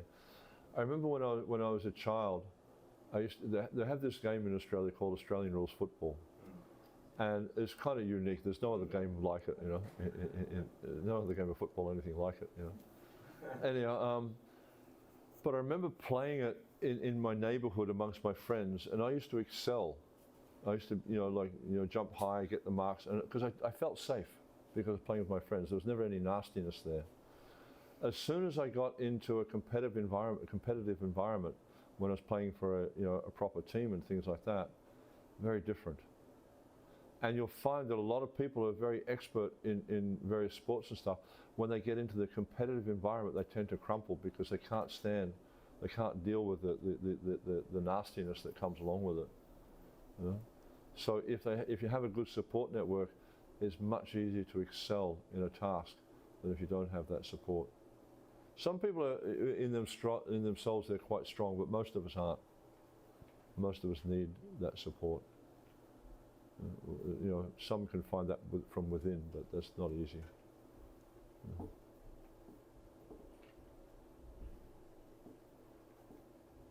Right, you have more questions? Oh, I have unlimited questions. Unlimited? I just want to You must be Vishnu. Yeah. I just want to give others a chance. Anyone else? Radha Govinda, you have any questions? Yeah. Going back to the working and being a brahmana. Oh, sorry. Going back to the topic of working and being a brahmana, some of us have to work, and I wanted to ask how far or how defensive you have to become with your coworkers at work before they start contaminating you. How what? Defensive, like Defensive. You have to defend your Krishna consciousness. right. Defend your purity, defend your honesty, defend all your strength, your values. Well, there was a famous football coach here in America. I can't remember his name, but he said the best defense is a good offense. You know, so I'm not meaning you go out and be offensive or anything like that. But what I mean there is that you be very proactive internally with your Krishna consciousness. Maybe you're in an environment where you can also, present Krishna consciousness to your work, your co-workers and stuff. Maybe you're not, but at least be very kind of active within yourself with Krishna. If you don't read, for instance, if you don't rise early, if you don't regularly chant your rounds, then yes, you will be affected by these things.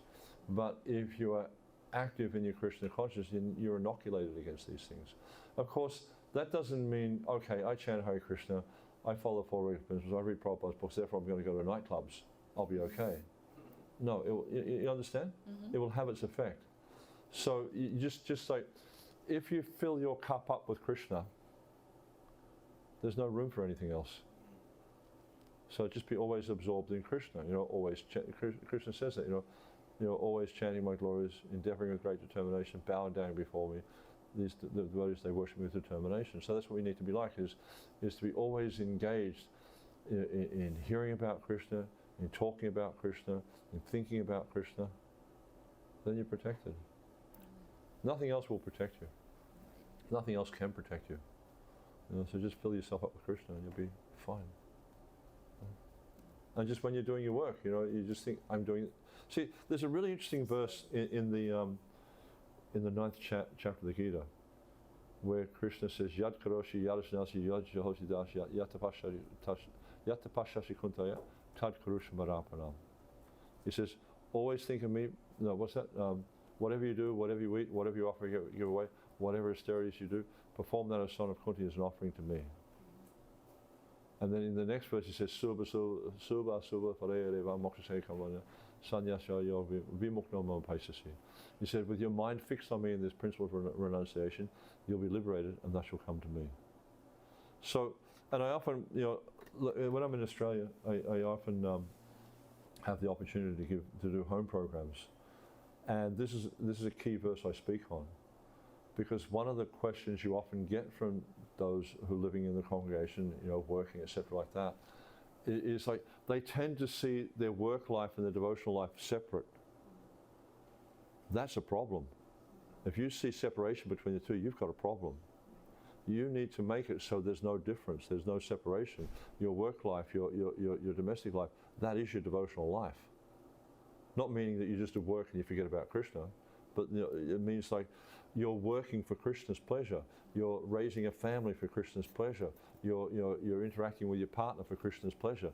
If you do everything for Krishna's pleasure, then you're a grihasta in the actual sense of the word, because you're using your griha for Krishna's pleasure, for Krishna's service. So whatever you do it for Krishna. You work, you do it for Krishna. How do you do that? You can give, like Prabhu's doing, you give some of the proceeds from his work to Krishna. Maybe there's, like I said, there's the environment, this situation where you could present Krishna consciousness in some way. Maybe you can give books, maybe you can give prasadam. Maybe you can come and give this incense as offered to the deities, or flowers or whatever. There's so many different ways that you can expose people to Krishna consciousness without them thinking you're preaching to them. Because most people are quite sensitive about that. I heard an example the other day, yesterday actually, I was talking to my wife about it. And this person we know was,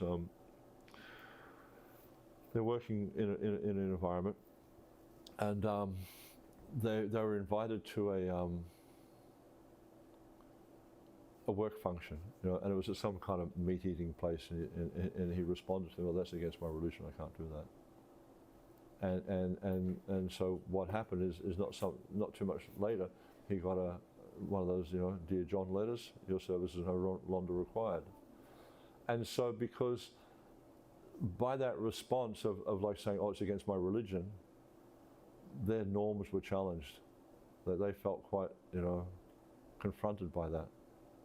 You bring the religion thing into it. So the idea would be to be able to present Krishna consciousness in a way that doesn't make people feel confronted. Right. Because as soon as they feel confronted, they want to get rid of you. You're a problem. Especially in a country like this where people are so sensitive.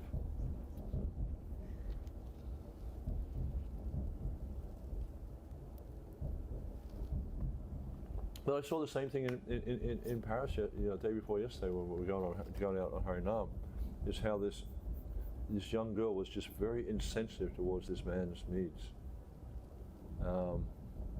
And you know, we need to be sensitive to people's needs, because if like when we're out trying to present Christian consciousness to others and people perceive us as being insensitive, they're less likely to take the message than if they are when they perceive us as being sensitive and interested. Because like if you look at any living entity, apart from devotees, right? If you look at any living entity, what is their number one most favorite topic? Themselves. There's nothing more interesting to them than themselves. Huh? So therefore we have to try to connect with their needs, interests and concerns. So if you're going to present Krishna consciousness to people, you need to, you know, keep that in mind. Prabhu.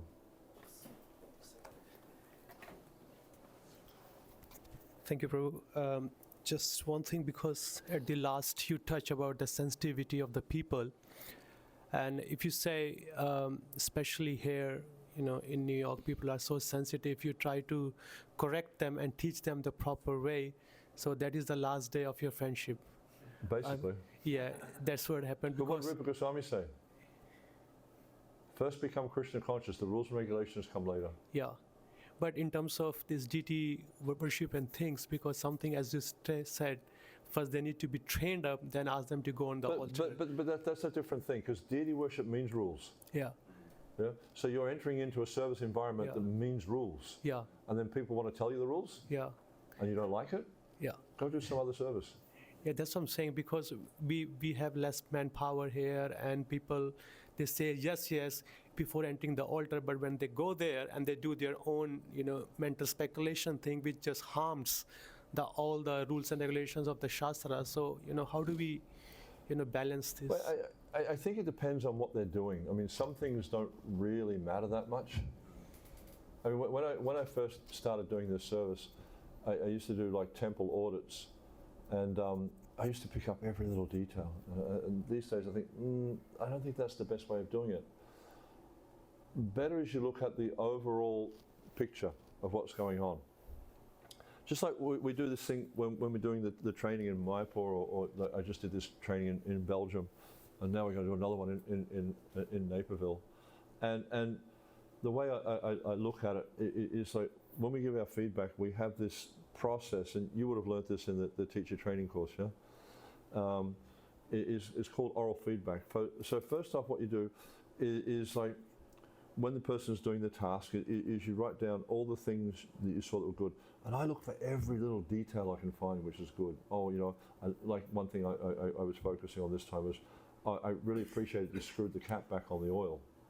Now, it may seem like a small thing, but Hari Sori, he was massaging Prabhupada, and he had a bowl of pure sandalwood oil, and he didn't put the lid back on, he knocked it over. And Prabhupada got on his case about it. Yeah? And then, so you just try to find all these things that, you know, they should be very specific, that they're doing good. It's just like when you're raising children, you catch them doing things right. When you're training someone, you catch them doing things right. You know, you reinforce the behavior you want. But if we're just pointing out the things you don't want and not giving them the things you do want, you're just giving a negative message. Yeah, so the best thing is to catch them doing things right, identify, Prabhu, you know, I really like the way you did, you know, Govindaji's turban today. You had the cloth coming across like this, and the fan on the top, and it just looks so elegant, you know. Really, but be honest. There's an interesting letter that Prabhupada wrote to one of his disciples. You may know this letter. And she had sent him, Prabhupada was traveling with the small Radha Krishna deities that wound up in Mayapur, and they're not there anymore.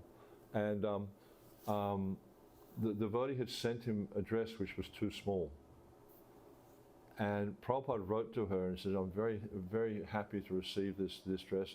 And just the way, I mean, God, you know, if you got this letter, you'd be floating on cloud 9, you'd be so happy.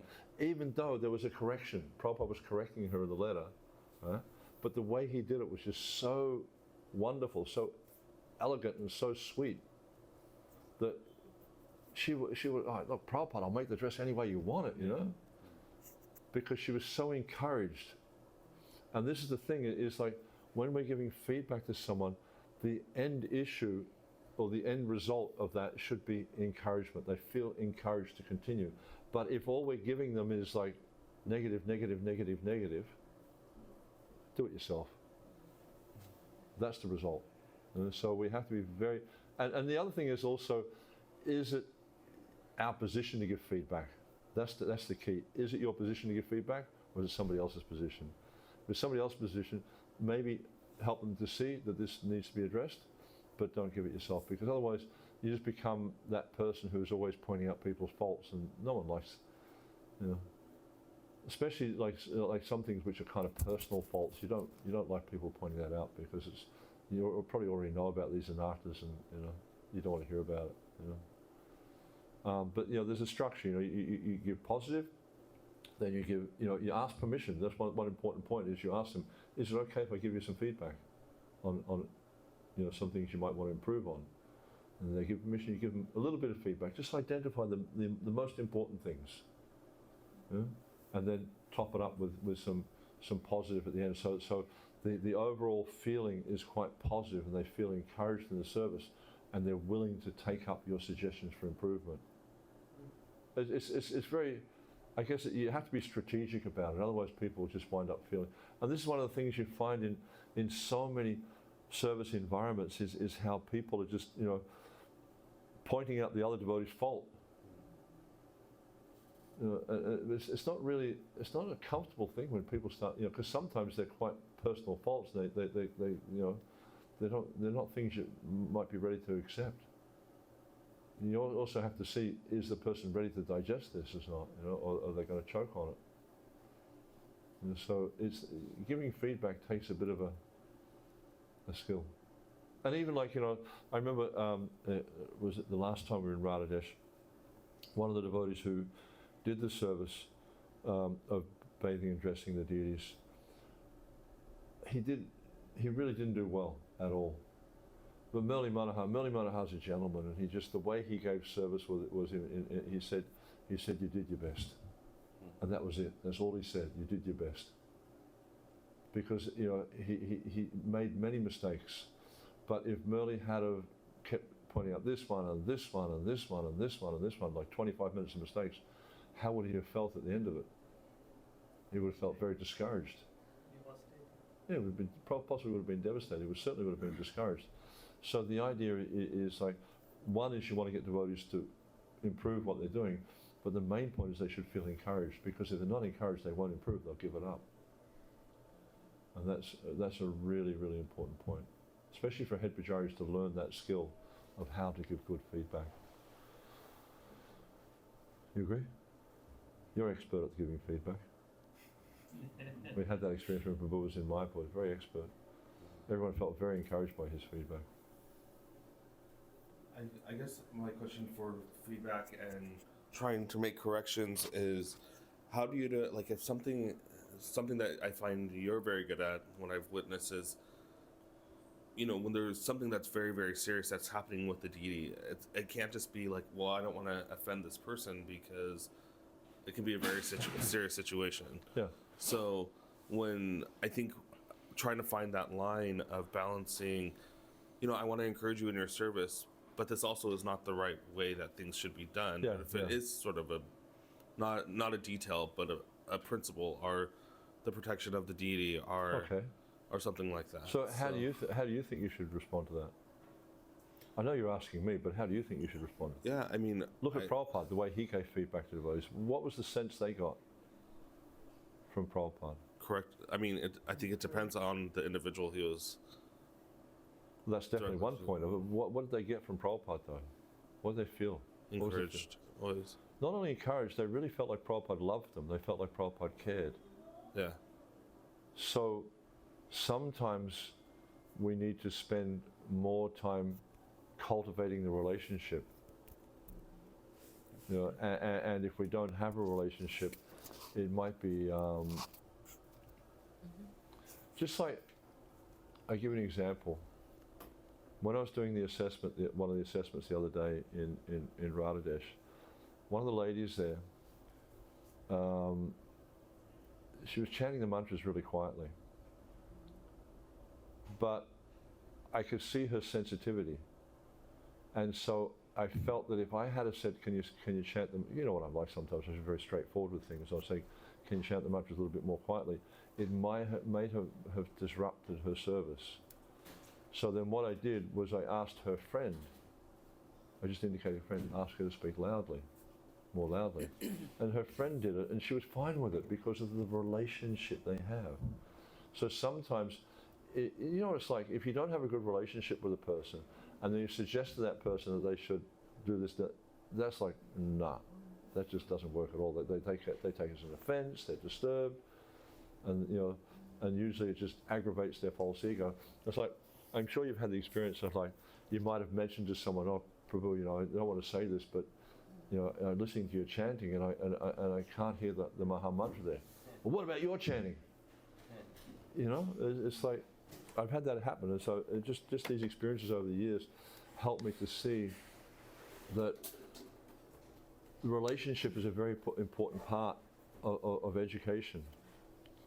And so when I teach devotees, I really try to, or train, whatever you want to call it, I really try to invest myself in that relationship so they feel that my interest is for their betterment in whatever way I can do it, and I work out, I'm always trying to improve the lessons, etc., and I take feedback, and the thing is also, and you know this from Mayapur, is not only do we need to be willing to give feedback, we also need to be willing to take feedback. Otherwise it just becomes, very sort of dictatorial, sort of coming from, a descending kind of thing. It doesn't necessarily work so well. Is that okay? Yes, Mataji. Yes, good. Nice to see you. Nice to meet you here. Thank you. Actually, the very last thing that you just said is something that's been in my mind, like in terms of being willing. There has to be, like, one is open, hopefully, to realize there's always something to learn. And that we don't know, we may think we know everything, but we really don't know everything. And in terms of, well, my question would be, there would be a standard. There is a standard. Yeah. And then in order to correct someone or to bring it to their attention based on that standard, Yeah. so that it's not as though, it shouldn't be taken as though the person who's correcting is not something personal, but it's just something that one is trying to stick with or adhere to the standard. Well, there's different ways you can do that, and Prabhupada tells the story of instructing the daughter-in-law by instructing the daughter. Because there's a thing in India, it's like, I don't know if it's still the case, but it has been popular in India, or not popular, but I wouldn't say it was popular, but a common thing in India is that sometimes what happened is the mother-in-law would be very heavy instructing the daughter-in-law, and the daughter-in-law couldn't tolerate it, so she commits suicide. So rather than doing that and getting to the situation of your daughter-in-law committing suicide, then they'll instruct the daughter in a really heavy way. And then the daughter, I tell you a funny story, right? Really funny story. I used to know this guy years ago. He passed away a few years back now. And he had a daughter he was raising. And he was a bit firm, I thought, in the way he was raising the child. So as is common with children, they have strong, heavy parents, they wet the bed. So one day they had a cat, and the cat passed water in the house, so he got the cat and he rubbed its nose in the urine. It was quite a common thing. I don't know if they do it here, but they do it in Australia. And it stops the cat from doing it because they get this tough love kind of thing. And so his daughter saw that, and she thought, wow, I better not wet the bed anymore, he might do it to me too. So she stopped. So sometimes by instructing someone else, they'll see that, and that, it'll correct the behavior without you having to be heavy with them. I see. Okay, thank you for that. But you have to really look at the relationship. I think that's such an important thing, which is often overlooked in ISKCON. Oh, they're doing it wrong, I have to chastise them. But generally doesn't work. And how many people have we lost through that kind of, that heavy-handed dealing? We have to be gentle because it's just like, you know, the analogy is given in the scriptures of the bhakti lata bij, and you know, the lata, the creeper. So when the seed sprouts, it becomes a creeper. And in the beginning, it's got these two little leaves and this very, very delicate stem. And if an insect comes along and bites on the stem, finished. So in the beginning stage, our devotional service is very delicate like that, and you have to protect the plant from things like, you know, like heaviness and stuff like that. So I think in the beginning stages of devotional service, we need to kind of mollycoddle people a little bit to just, you know, help them get stronger in devotional service. Okay. Thank you. But not just, you know, okay, but then later on we can get heavy with them and sort of blow them out of the water, because I have seen over the years that even senior Vaishnavas have led ISKCON because of the way they've been dealt with. So the idea is to create a loving environment where everyone feels safe to express themselves, and also that the people were willing to hear instruction from others. Because it's our process, is we hear instruction from others. And this is how we grow in devotional services. We hear the philosophy and we apply. Just like, you know, one of the things that, you know, I personally want to keep emphasizing here again and again and again and again is cleanliness. It's so important in the process of bhakti. It's so important. You cannot make advancement unless you're clean. Plain and simple. You know, Prabhupada says this in the Bhagavad Gita in the 13th chapter, verses 8 to 12, the purport. He says, without cleanliness it's not possible to make spiritual advancement. Plain. You know? If you want to understand what Prabhupada meant by cleanliness, there's a series of talks given by Hari Sori Prabhu, who traveled with Prabhupada for about 18 months. You know? I think he had a lot of practical experience. He also was on the receiving end of Prabhupada's wrath sometimes with his lack of cleanliness. You know? Like one time, interesting story is Prabhupada was in Vrindavan and he was having his lunch, and he asked Hari Sori to get some salt. So Hari Sori went to the kitchen, which was some distance away, and brought back the salt. It took him whatever time it took. The next day Prabhupada asked for salt again, and then he brought it much quicker. And then Srila Prabhupada said, yesterday when I asked you for salt, it took you this amount of time. Today, when you brought some salt, because he brought the salt in a container, he gave him the whole container. Yeah? He brought the salt, and it took you only a short amount of time. Why? Oh, because I saved some from yesterday. Prabhupada said, Malecha. because it's uchista, it's been used, it's impure. And we don't, and that's just one simple thing. If we look at, the whole concept of purity in Brahminical life, it means like, freshly washed clothes every day. How many devotees wash their bead bag every day? The only time, yesterday I didn't wash the bead bag because I left the temple in Paris at 10 a.m. in the morning. It was raining, it wouldn't have dried, but I changed it. So I had a dirty bead bag to wash. There's 2 bead bags on the line now. So you should wash your bead bag every day. You should shower at least daily, but a Brahmana should shower how many times? 3 times a day. It means you're changing your underwear 3 times a day as well. You don't have a shower, put the same dirty underwear back on. But even if you can't bathe 3 times a day, you should at least change your underwear. But I know devotees, for instance, like Shiva Rama, Prabhupada also, they change their clothes 3 times a day. You can do that when you've got a servant. When you've got to wash your own clothes, it's a lot of work. But you know what I mean? It's like these are some elements of Brahminical culture. And also, you'll find when you practice the external elements of cleanliness, then the internal develops and your heart becomes more and more pure. You cultivate the mode of goodness more and more. So, purity is such an important thing, and wherever I go all over the world, and the one thing I see lacking everywhere I go is cleanliness. From very gross things, like dirty floors, dirty walls, dirty, things like that, to, dirty paraphernalia, like, sorry to do this, but, see? I mean, I don't think I've been to a temple, except Mayapur, where I can pull out the Archman spoon from the cup, and it's not dirty. And then the idea we're doing Archman, we're going to sip water from a dirty spoon, and the cup's a little bit clean, but how are you going to purify your body with water that's coming from a spoon like that? So it's, you know, there's so many elements of it, from the external to the internal. And we need to be actively cultivating all those elements of purity if we want to go back to Godhead. Because Prabhupada said, not possible to make spiritual advancement without purity, cleanliness. Yeah? And the external drives the internal drives the external. They're symbiotic in their relationship. You can't have one unless you have the other. Well, So I keep pushing this again and again and again.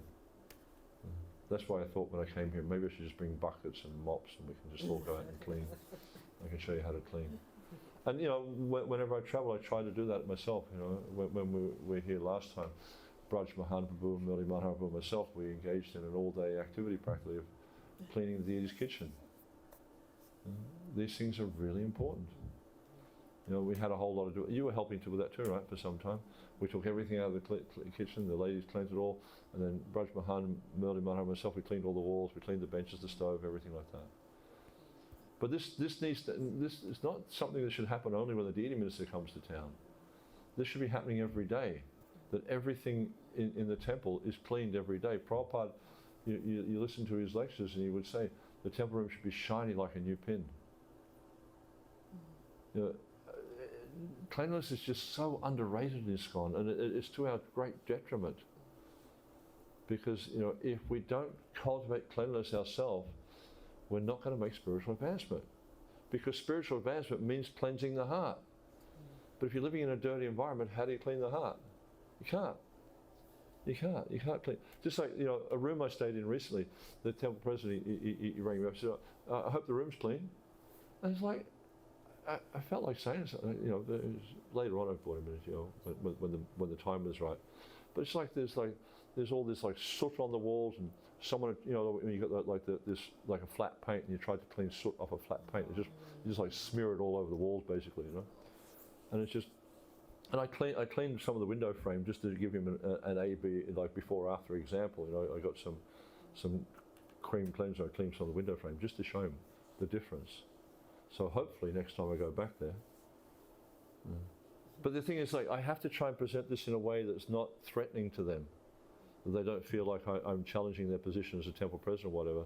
But somehow they just try to.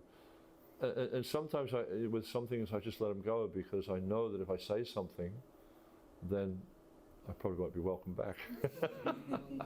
And then I lose the effectiveness. You know, I have to, you know, in service you have to be able to, in any service you have to be able to maintain your effectiveness in that you want to be able to continue service and encourage people to improve. Yeah? So sometimes it takes sensitivity, which coming from Australia I don't have very much of. The Australians are what are known as WYSIWYGs. You know what that means? WYSIWYG. What you see is what you get.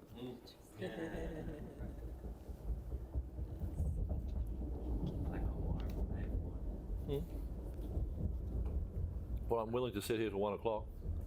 Is what you told me to do.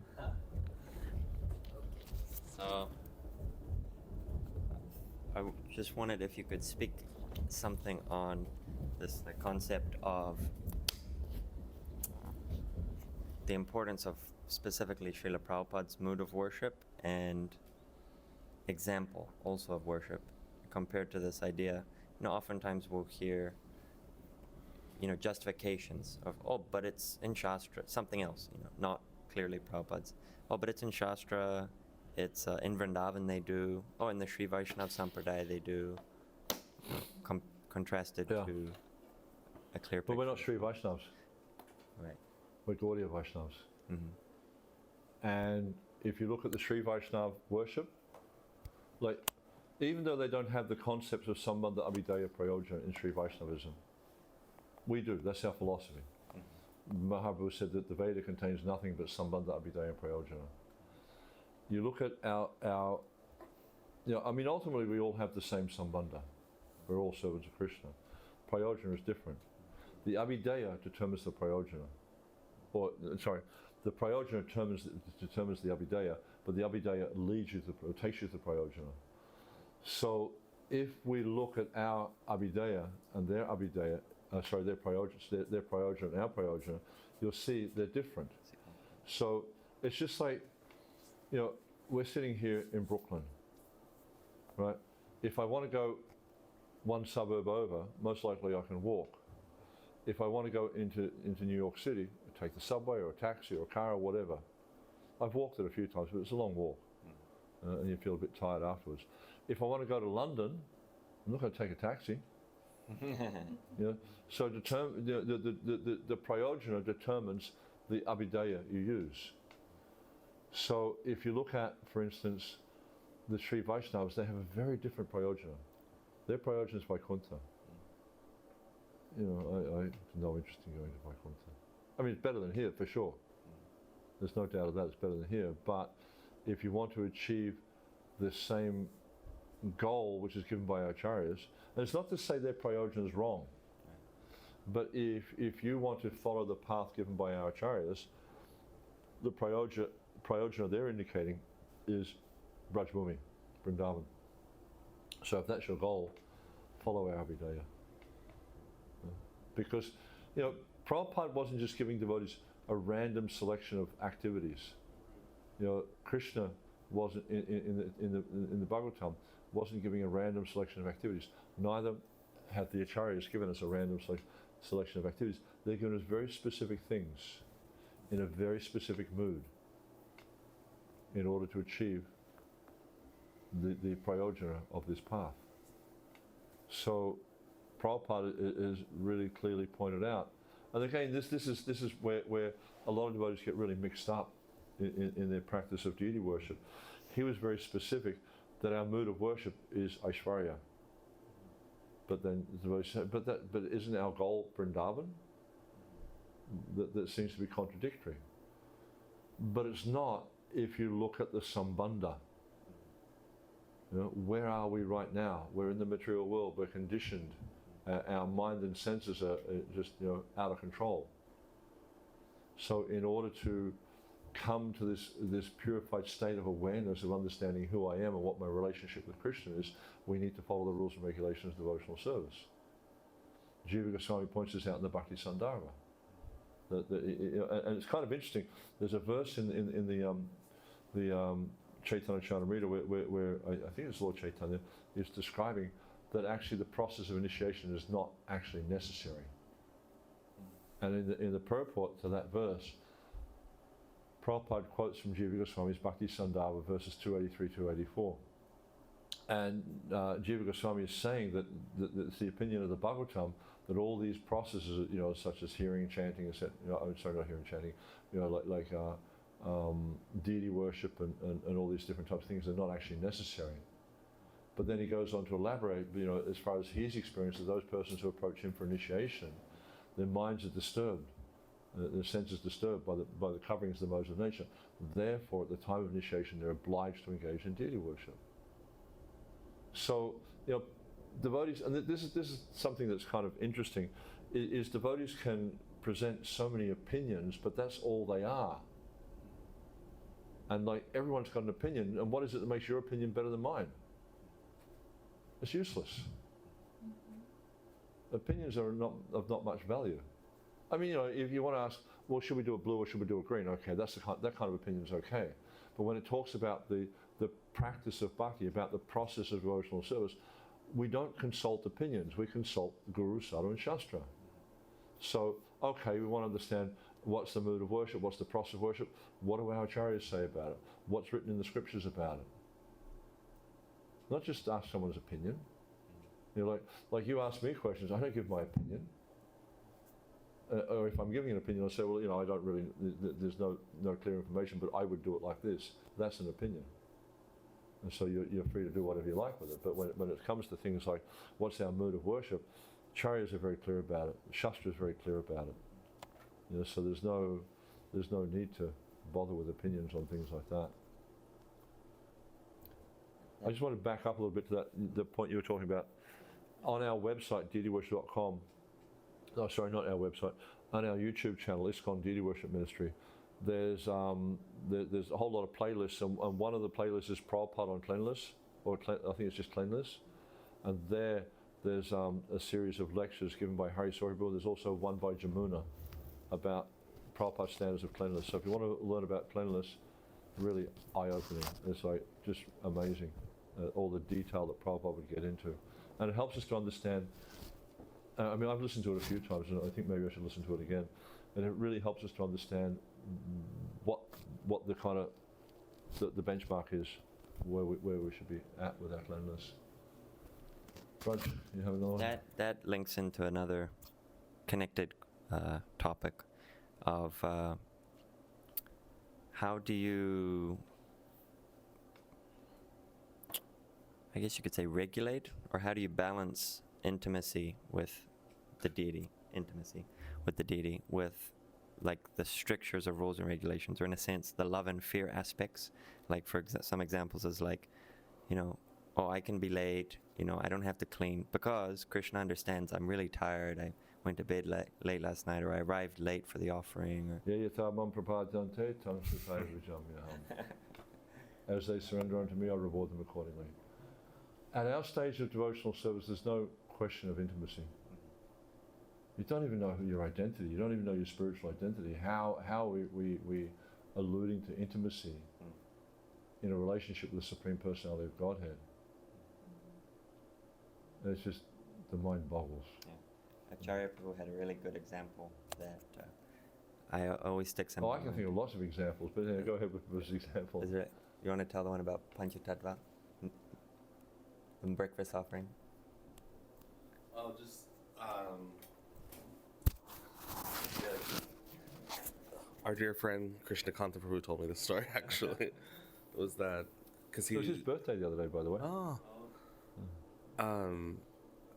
He would always do the 4 o'clock. He does so much service, but he was doing the Vaikalika offering. But the Vaikalika offering was always late. The fruit cut up was always late. So it's like, if you just get here 5 minutes earlier, oh, no problem. Panchatattva, they're my friends.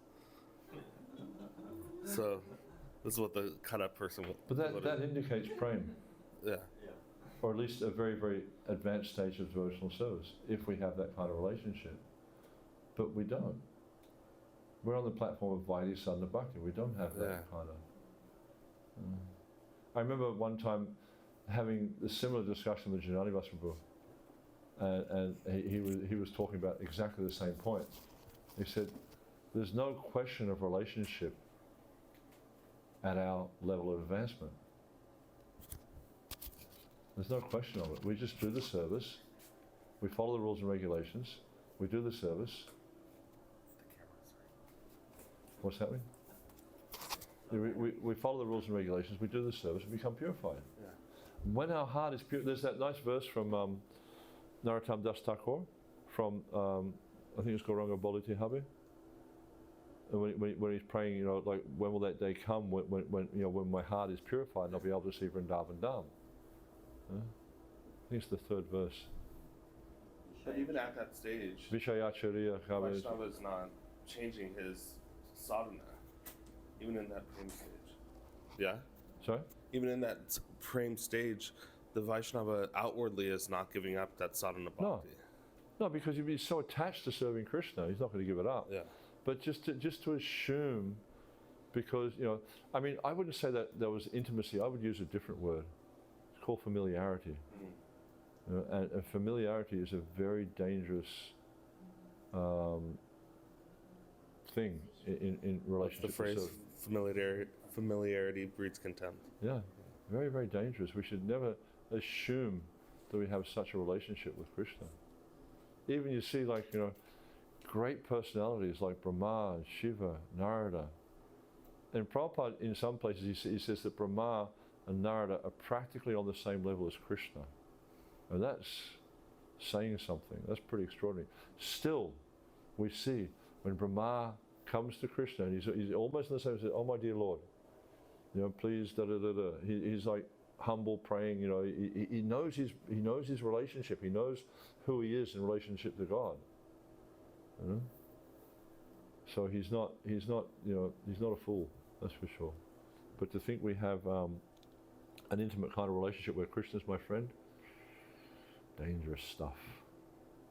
Really dangerous. He is the supreme well-wishing friend of all living entities, but we should understand the relationship that's there. Dasa, dasa, anudasa.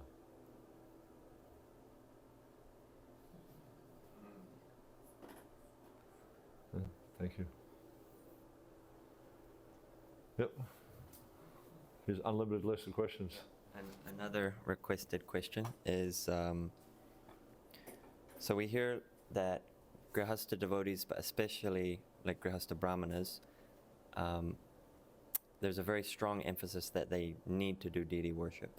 So one of the questions was, can you explain why? There's an interesting purport in the 7th canto, chapter 5, text 23 and 24. You know, this Sharanam Kirtanam Vishnu Smaranam verses.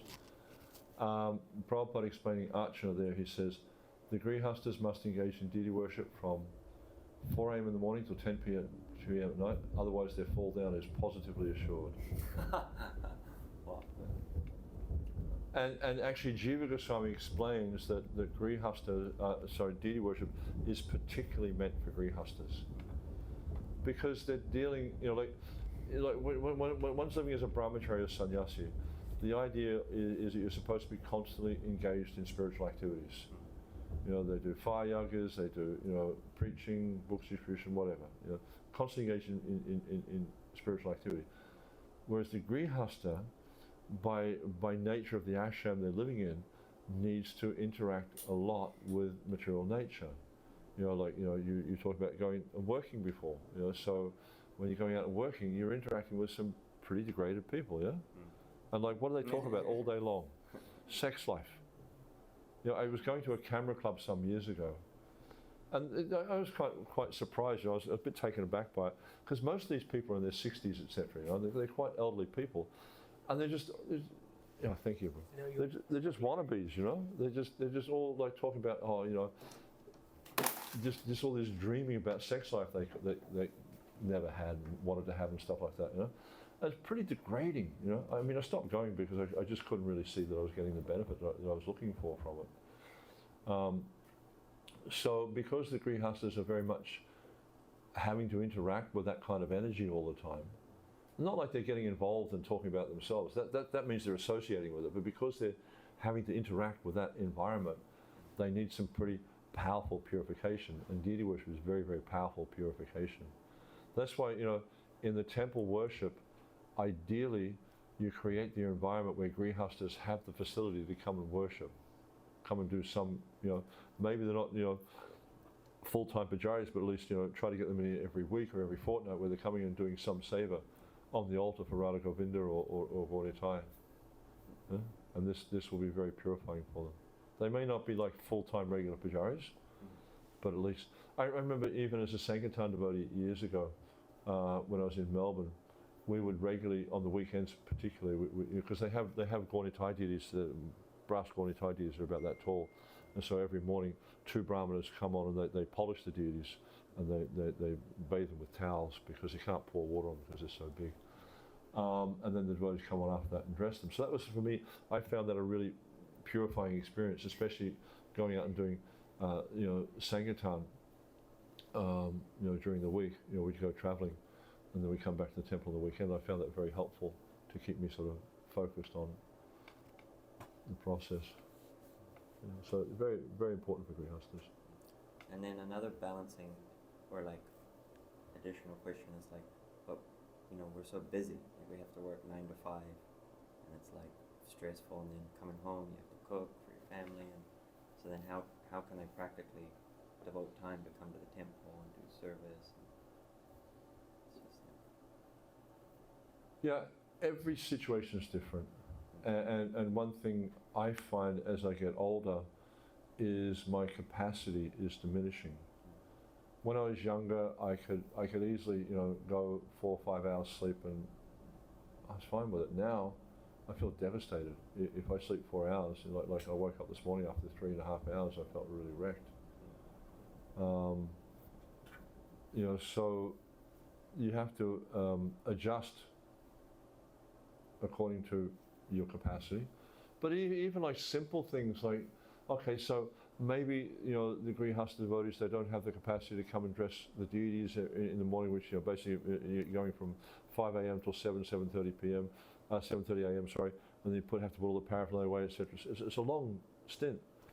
But maybe they just come and they bring some fruit and vegetables or flowers for the deities, But, cultivate this connection with the temple deities. Of course, they can have home worship, but Prabhupada didn't encourage that as much as he encouraged the temple worship.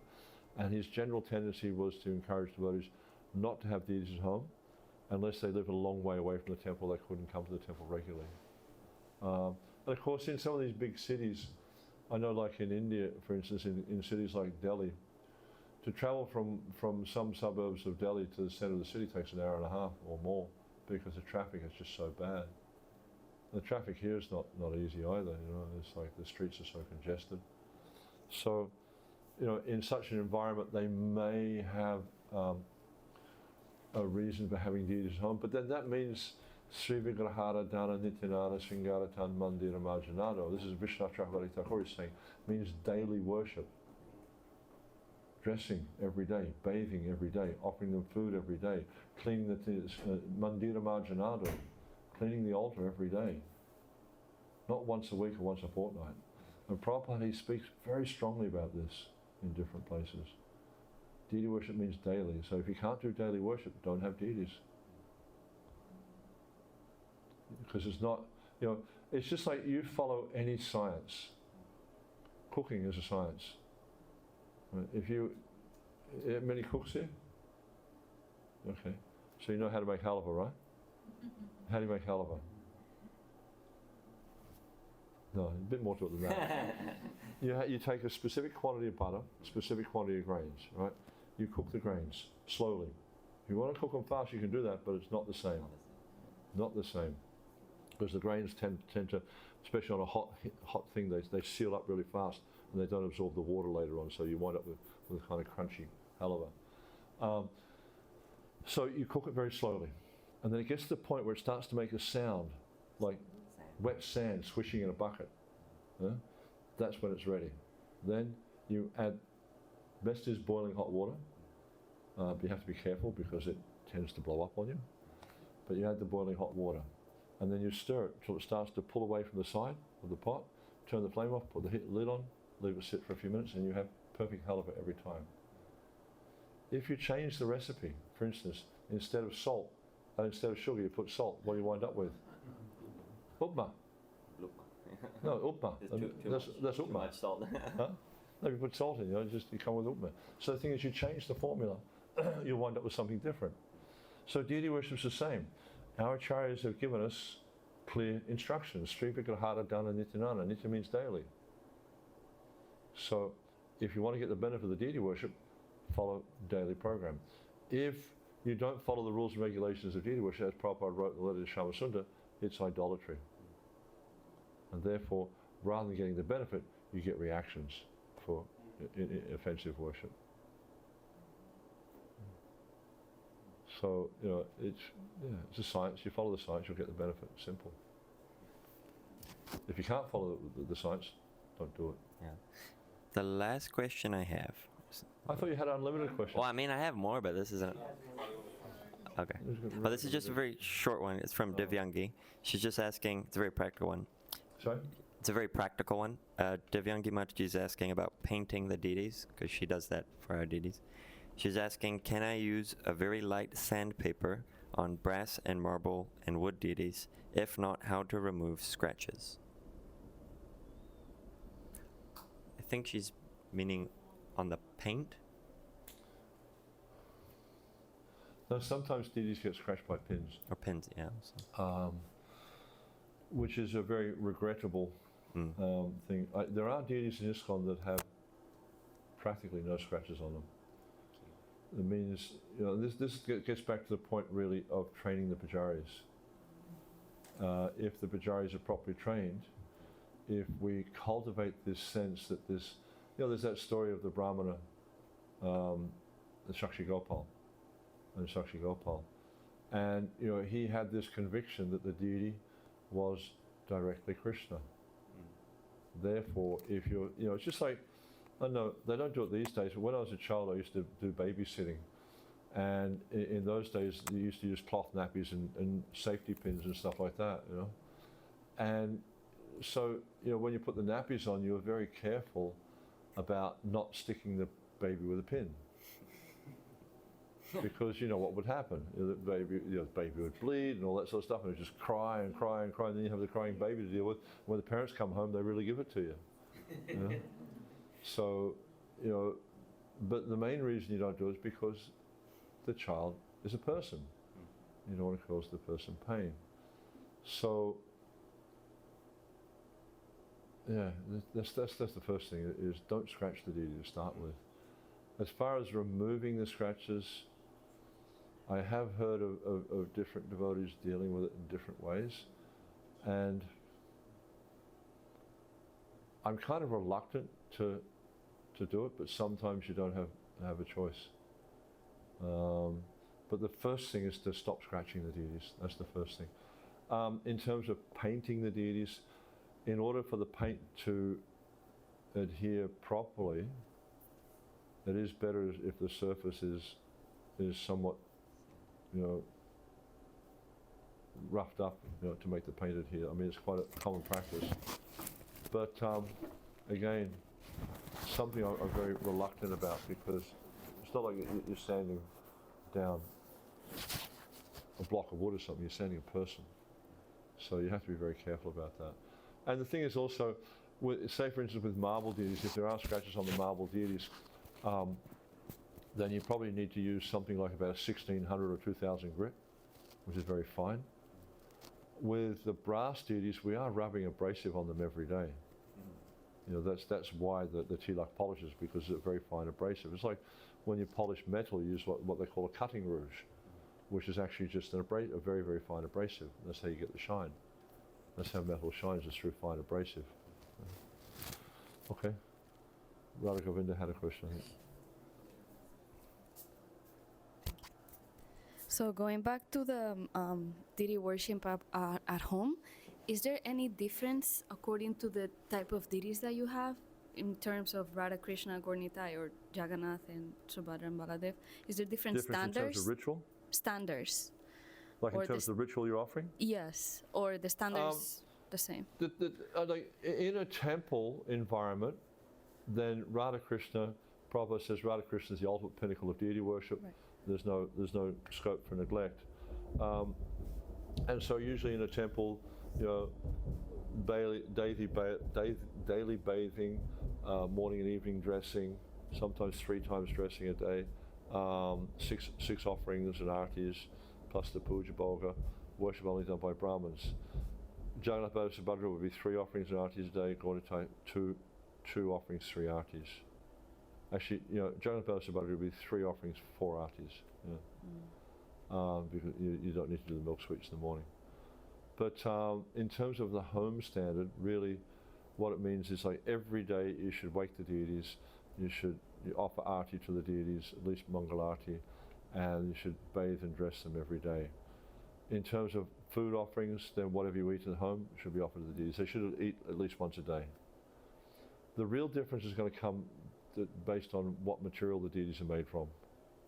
Oh, the camera. The phone is dead, but we have a second. Flat battery. Yeah. Okay. We have a Yeah. backup. The real difference comes when the materials the deities are made from. Like when they're brass deities, you're going to need to regularly polish them. You can do it daily, you can do it weekly, or sometimes even do it fortnightly. With shalagram, for instance, you don't polish. Metal, marble deities you don't need to polish, but brass deities you need to polish. The deities made of wood, pictures, things like that, you don't bathe them because it'll affect the material. Sometimes they do this thing that's called Manasadapaniya Snan, where you put a mirror and you look at the reflection of the deity in the mirror and you bathe the reflection. I once saw a devotee doing it, this is a long time ago, where he'd read about Manasadapaniya Snan, so he set up the mirror and he was looking at the mirror and he's bathing the mirror, but he was seeing his own reflection in the mirror and he's bathing himself in the mirror. So I pointed out to him, he was really happy to know that actually he should bathe the reflection of the deity. So, I mean, you know, and just recently I saw someone doing Manasadapaniya Snan, And the idea is like the reflection is considered to be non-different from the deity. So if you bathe the reflection, it's the same in essence as bathing the deity. So I saw just recently they set the mirrors up. I don't think they were even seeing any reflection in the deity. Maybe they're seeing the ceiling or something, or maybe the deities were seeing themselves. I don't know. But you bathe the reflection. So there's different rituals you can do. But main thing is Sri Vigrahara Dana Nityananda Sringara. You follow that as a basic principle. At least one arti a day, at least one offering a day. Yeah. But everything else is okay. If you can do more, fine, but you need to maintain it. It should be regular. Don't push it up. But of course, like on some days you might, I mean, I don't know what your life is like at home, but some days you might cook more, some days you might cook less, but at least one offering a day. But anything you cook at home should be offered to the deities. Yeah. Mataji? What about if your deities have a crack, like I think a crack? What should you do? what are the deities made of? Like clay? Clay. Yeah, clay deities are not ideal because they're temporary. They won't last long. Jiva Goswami points out in a commentary on one of the verses in the 11th canto that Gaudiya Vaishnavas, they established the deity and worship permanently. They established permanent deities to worship with this notion of developing a relationship with the Lord. So the idea is when you establish it, worship, privately or whatever, is you look at materials that are durable, such as marble, metal, things like that. Whereas when the clay is not a very durable material. So, but even sometimes metal, because one of the challenges you find with purchasing deities from most places in India is they're not very good at they don't know much about metallurgy, casting, things like that. So they tend not to bring. See, like there's a process when you heat a metal to a certain, depending on different metals have different temperatures they need to be heated to, but it brings the impurities up, brings them out, and they're able to remove the impurities. So that's one aspect of it. They don't heat the metal enough, but also the casting methods they use are not proper. They don't use like in countries like America or whatever, they use two main methods of casting. One is called vacuum casting, and the other one is centrifugal casting, where they put it on a centrifuge. They have the crucible of metal. I remember because I did this when I was a kid. They have the crucible of metal, and then on the end of the arm or whatever, they'll have the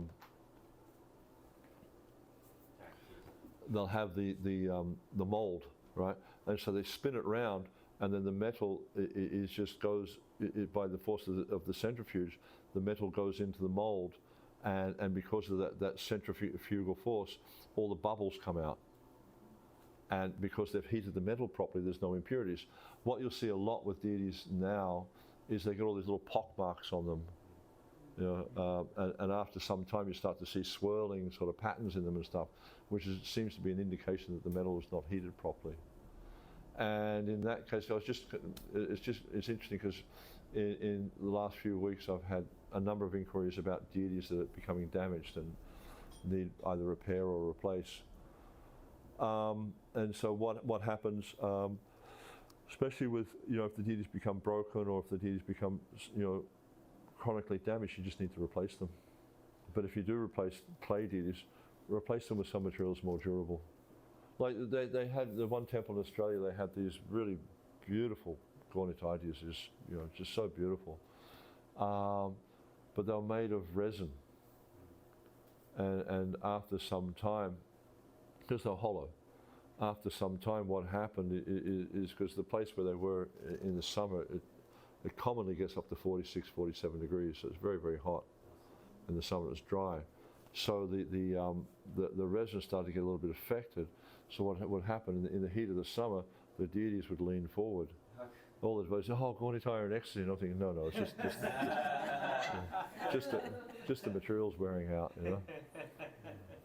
It's just like Like it happened recently in year before last, I think, in Mayapur for the Kirtan Mela. Mahaprabhu was sweating, or some people thought it was crying. No, it's just like, because it's so hot in the temple, and the cold air was coming in from, because they've got all that jali on the side there, and the cold air was coming in, and so the combination of the cold moist air and the hot temple room hits the cold, the warm deities from the heat, and the condensation forms. It's just natural. But it doesn't mean that Krishna can't, in his deity form, can't cry. I accept that implicitly, but that wasn't one of those cases. That was just condensation, manifesting on the deity, and because it was so hot. Okay, so if we want to replace it, right, with a new one, what we do with our one that we have? You can bury them, but bury them in a place where people aren't going to walk, a sacred place, Like in Puri, when they replaced Jagannath in Puri, they have like a graveyard there for the deities. But obviously it's not going to be out in a public park or something.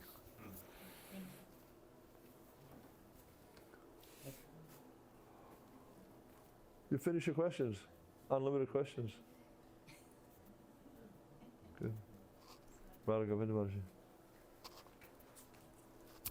So in regards to the service that I'm involved with right now, choosing the dresses for, in regards to the service that I'm involved in right now, choosing and picking the dresses for any appropriate day, I wanted to ask if there is any preference about a Purnima day over, let's say, Diwali or Shaligram and Tulsi Maharani, like wedding. Which one is more relevant? Like, should you put like a Purnima or Amavasya dress over a festival, or the festival takes, over? See, what they do in some temples in Vrindavan is they follow the planetary gems, like the colors associated with the planetary gems. What I've seen in Western environments is that doesn't usually work so well. Because, like, for instance, on Sunday they have dark blue or blackish on different days. It's all like Monday, Tuesday, Wednesday, that sort of thing. And usually what happens with, like, in India it's okay because you've got the same devotee dressing every day, so they get to see variety. But what happens usually in the West is so-and-so dresses on a Monday, this devotee dresses on Tuesday. So it means, like, if you're dressing on a Monday and the color's yellow, that means all you're ever going to do is see yellow outfits, which can tend to get a little bit uninteresting. So, and we are conditioned living entities. It's not like we're seeing it all as like, wow, this is Krishna, I'm getting to serve Krishna directly. So I feel that the notion of following the planetary gems is not so applicable in the West because of that. If you have a situation where you have, full-time pujaris who just dress every day, okay, understood, but that doesn't happen very much in the West, and it's happening less and less in India too. As far as Amavasya, Purnim, usually on the Purnims they would offer white or silver, so very, very, because the idea, their meditation at least, or their thought is, and this is more in temples which, see, there's two elements also in worship. There's one what they call the Deity, which is what we follow, and there's the other where it's Bhav Seva, so according to the pastime, according to the mood. And when they follow these ideas of the planetary gems, that tends to be in temples where they follow more this Bhav Seva, which is not really applicable to us. Prabhupada was very clear, we should be following Vaidhi. Usually what I would suggest for festivals is to pick out the best outfits. Yeah, definitely. It's like, like when you go out, do something, you wear your Sunday best sort of thing. So the deities look at their best. Because usually on those days, you have many more devotees coming, many more guests. And the idea is behind the deity worship is you want to attract the mind and senses to Krishna. So if on those days you can make Krishna look as beautiful as possible, that's ideal. So you just pick out those outfits which are best. As far as Tulsi Shalagram Vivaha, this is not a Gaudiya Vaishnava festival. It's the Vallabhs, they follow that. It's not one of our festivals. So given that situation, then Purnima, if Purnima is on the same day as Tulsi and Shaligram Vivaha wedding, then Purnima takes preference over the wedding. Oh, I mean, it doesn't really matter, you know. It's just like, just look at, you know, is this a big festival day and many devotees are going to come? Then pick out your best outfits. You know, I mean, when I was the head pujari in New Govardhan, we just followed alphabet numerically. We numbered all the outfits 1 to whatever, and we just this day, you know, 1, 2, 3, 4. We just went through it like that. The only thing we did different was on a Kodasi, we offered a, Yeah, for sure. you know, and then on a Kodasi for the dark moon, we'd offer gold backing one, and on the light moon, we'd offer the silver backing one. This is what they do in Mayapur, but we didn't follow the other things because it's just not, doesn't give the devotees, you know, that option of different colours. And that way also you're using all the outfits equally. And just on festival days we'd pick, you know, because you don't want to, because one thing that I've seen happen sometimes is, you know, some outfits are really, really beautiful, and then devotees tend to favour those outfits, so they'll get offered all the time, so they'll wear out faster. So I feel that it's a good idea is to try to use all the outfits equally. But when you have a festival day, then okay, make a change then. Janmashtami, Gorpanim, Radhastami, things like that. You know, like, you know, Radhastami, you might want to offer something that's really sweet with pinks and things like that, because, you know, it'll just, the idea is to somehow or other churn the feelings the devotees have for the deities, churn this attraction to Krishna in a bona fide way. Not some center, like someone sent me this picture the other day of Radharani, and she had her hair all frizzy, sort of thing. But that's not, it's just not the mood that needs to be there, you know, all the frizzy kind of hair. And it might look attractive from the material perspective, but Radharani is a chaste woman. She wears her hair like this, and a ponytail at the back, and, you know, or plait, whatever you call it, you know. And so whatever we do, it should be according to Guru Sadhana and Shastra. Because that's the way, you know, Mahajanayena Kata Sapanta. If you want to understand the path of devotional service, you follow the great authorities. If you want to get the benefit, you follow the great authorities. So we need to follow the process of devotional service, the process of deity worship, according to our acharyas. Yeah. Thank you.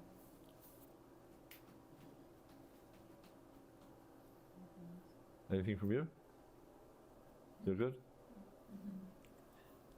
Nice. Gotcha. Yes, Prabhu. Coming back to cleanliness. Yes, I always like to come back to cleanliness. Yes, because it's kind of like I'm thinking on Sunday, coming back personally, on Sunday we do Raj Bhog, Yeah. and then every other Sunday I go on the altar to offer and do worship the Lord. Now, I don't have time. As soon as I finish Raj Bhog, I have to rush to go to the altar. You have to rush to go where? And go to the altar. Fine. Yeah. Yeah, cook and offer. Now, during that period, I'm cook sweaty. I just have time just to put on my shadow and just go to the altar. How about that? Like the sweaty part of it, I supposed to go. I'm not really following. He's saying so. He cooks on Sunday, and it's, you know, many hours to get sweaty and hot and everything's sweaty. So then he has to go right after to do the bhog offering. Yeah. So he's saying, is that okay? Like, he's a little sweaty. Well, it's. I mean, technically speaking, it's an offence to sweat on the altar. But if it's hot, what can you do? But cooking means cleaning. You know, I remember, you know, when I was in Sydney one time, I was there with a devotee called Gopta, and we were cooking the Sunday feast. And so we would clean as we go. And when we finished, there was no pots to wash. They're all done. So the idea is when you get to the end of the cooking, everything is done. Interesting story I heard a while ago. Everyone knows Shiva Ram Maharaj? Yep. He's a very clean devotee, very pucker clean. He was in London recently, I think it was last year, and some of his disciples had come to take him to a program. They pulled up in the car, opened get out, opened the door for Maharaj, and he looks in the car and says, I'm not getting in there, it's not clean. I thought, oh, he's my hero, you know, he's doing, you know. Because he's walking the talk, you know. And that's what we need to do. It's like, if we are Brahmanas, prove it. Be a Brahmana. Brahmana is not someone who's got a thread. Brahmana who's someone who's by nature situated in goodness, which means sama dhamma tapo socham. You know, we're peaceful, we're self-controlled, we're austere, we're pure. If we're going to be a Brahmana, so you know, to say I don't have time, what's that a symptom of? That's a symptom of Rajagun. Someone who's in Sattvagun always has time. And you'll see that, you know, like when you're dealing with devotees like Radhanath Maharaj. Has anyone ever had personal dealings with him? Do you ever get the sense that he doesn't have time for you? He always seems to have so much time. But he gets lots done. Prabhupada. You know, I mean, it's extraordinary how much he would achieve in a day. Yeah. So we need to be aware of the modes of nature that are affecting us and try to work in it. You know, if you find yourself, you know, you in a certain circumstance and you start to get passionate, then work on not being in that circumstance. You know, try to work in a way that helps us to cultivate sattva-gun. Because this is conducive to bhakti. Rajagun and tamagun are not conducive to bhakti. You know, you'll find, like, you know, if we're always absorbed in passionate activities, it tends to agitate the senses. So we start to think of lower things. But if we're absorbed in sattva-gun, as we're reading from Rishabdev, it leads to mind control, it leads to sense control, it leads to truthfulness. You know, so these things are very, very important. So try your best to cultivate the mode of goodness. And you'll find it much better. You'll find you're much happier in devotional service. You'll find there's much less stress. Because stress is something that comes from passion.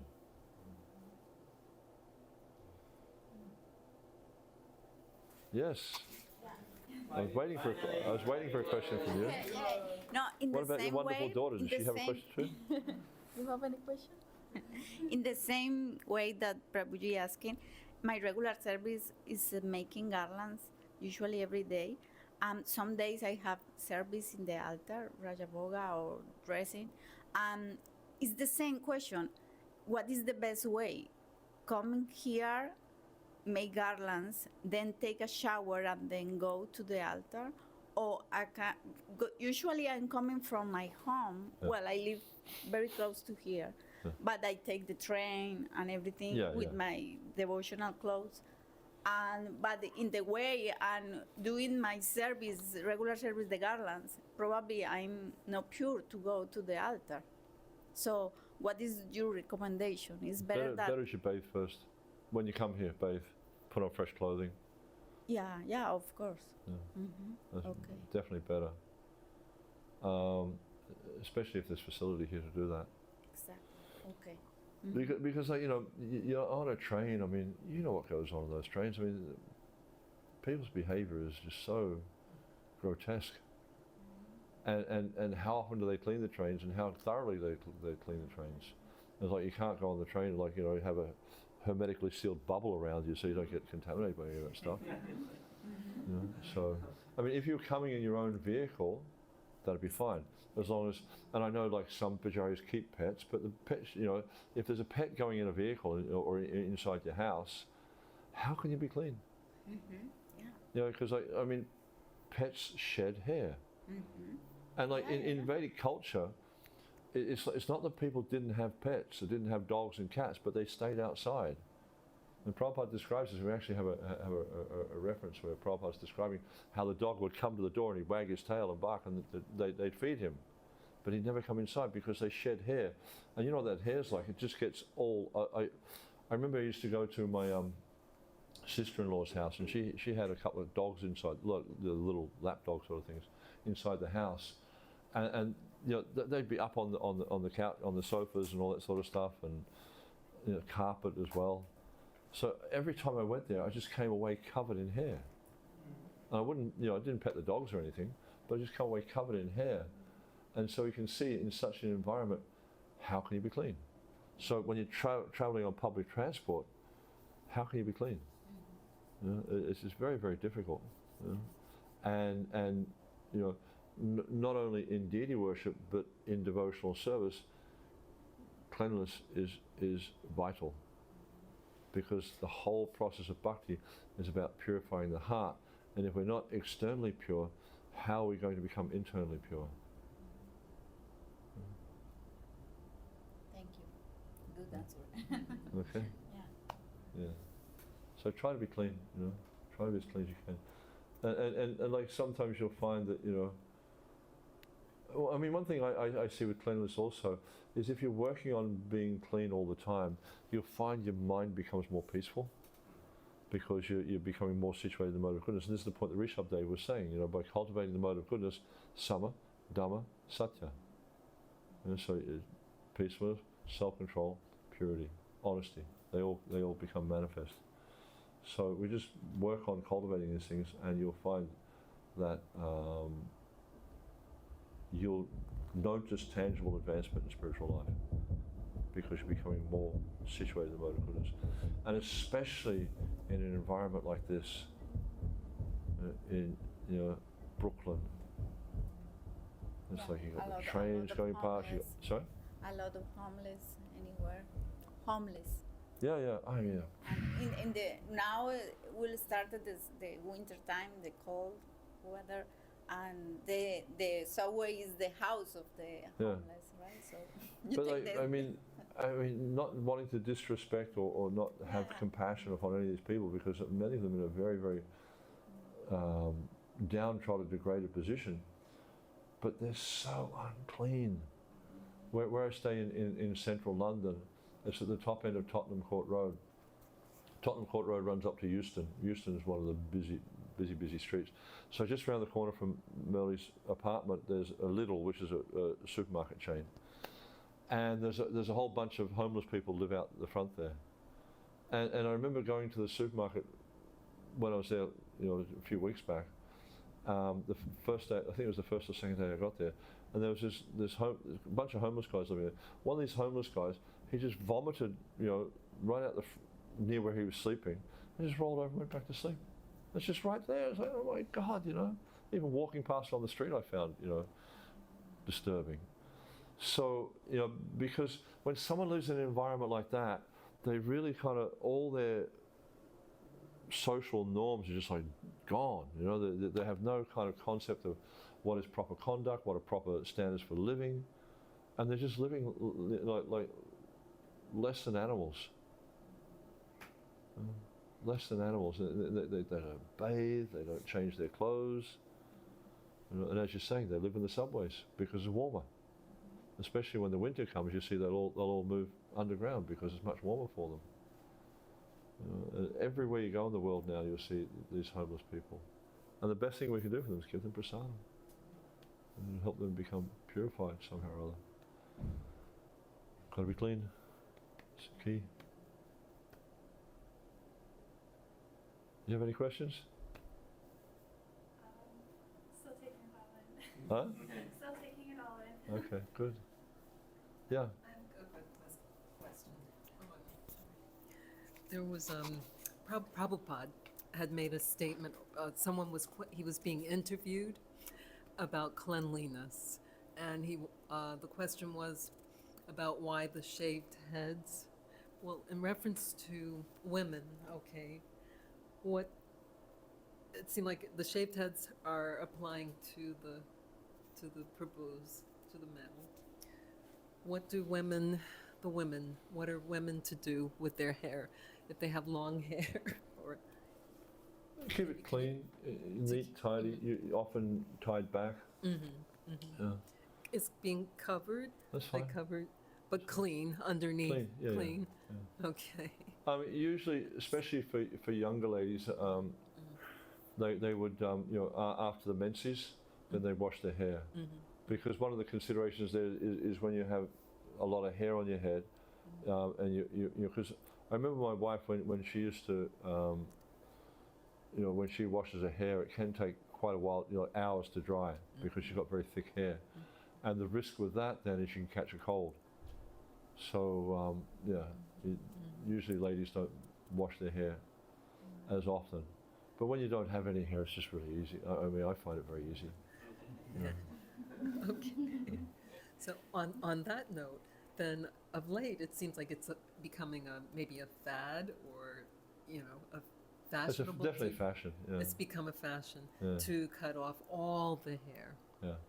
But I got one bit at the back for Krishna. I keep this for Krishna. Okay. So Prabhupada one time he said, is either you shave your head for Krishna or you keep your hair for Maya. Definitely. So the point is like whether you got hair or not, what's your motive behind doing it? Right. Yeah? The intention. Are you doing the it for intention. Krishna Yeah. or are you doing it to enjoy your senses? If you're doing it to enjoy your senses, that will draw you closer to Maya. If you're doing it to please Krishna, just like Acharya Prabhu, he works, so he needs to have hair. But what does he do with the proceeds? He comes and gives donations to Radha Govinda. So he's doing it for Krishna. That's the motive. You just have to somehow or other, everything you do, Yad Karoshi, Yadashnashi, everything you do, you connect it with Krishna. Doesn't matter what it is you do, connect it to Krishna. Like you want to dress nicely, do it for the pleasure of Radha Govinda. Yeah? You want to make the body look beautiful, put on nice tilak and wear jewelry, do it for the pleasure of Krishna. Not so you can attract the opposite sex. Do it for Krishna. That's bhakti. Thank you. Okay. Okay? Thank you all so much for your kind attention and encouragement.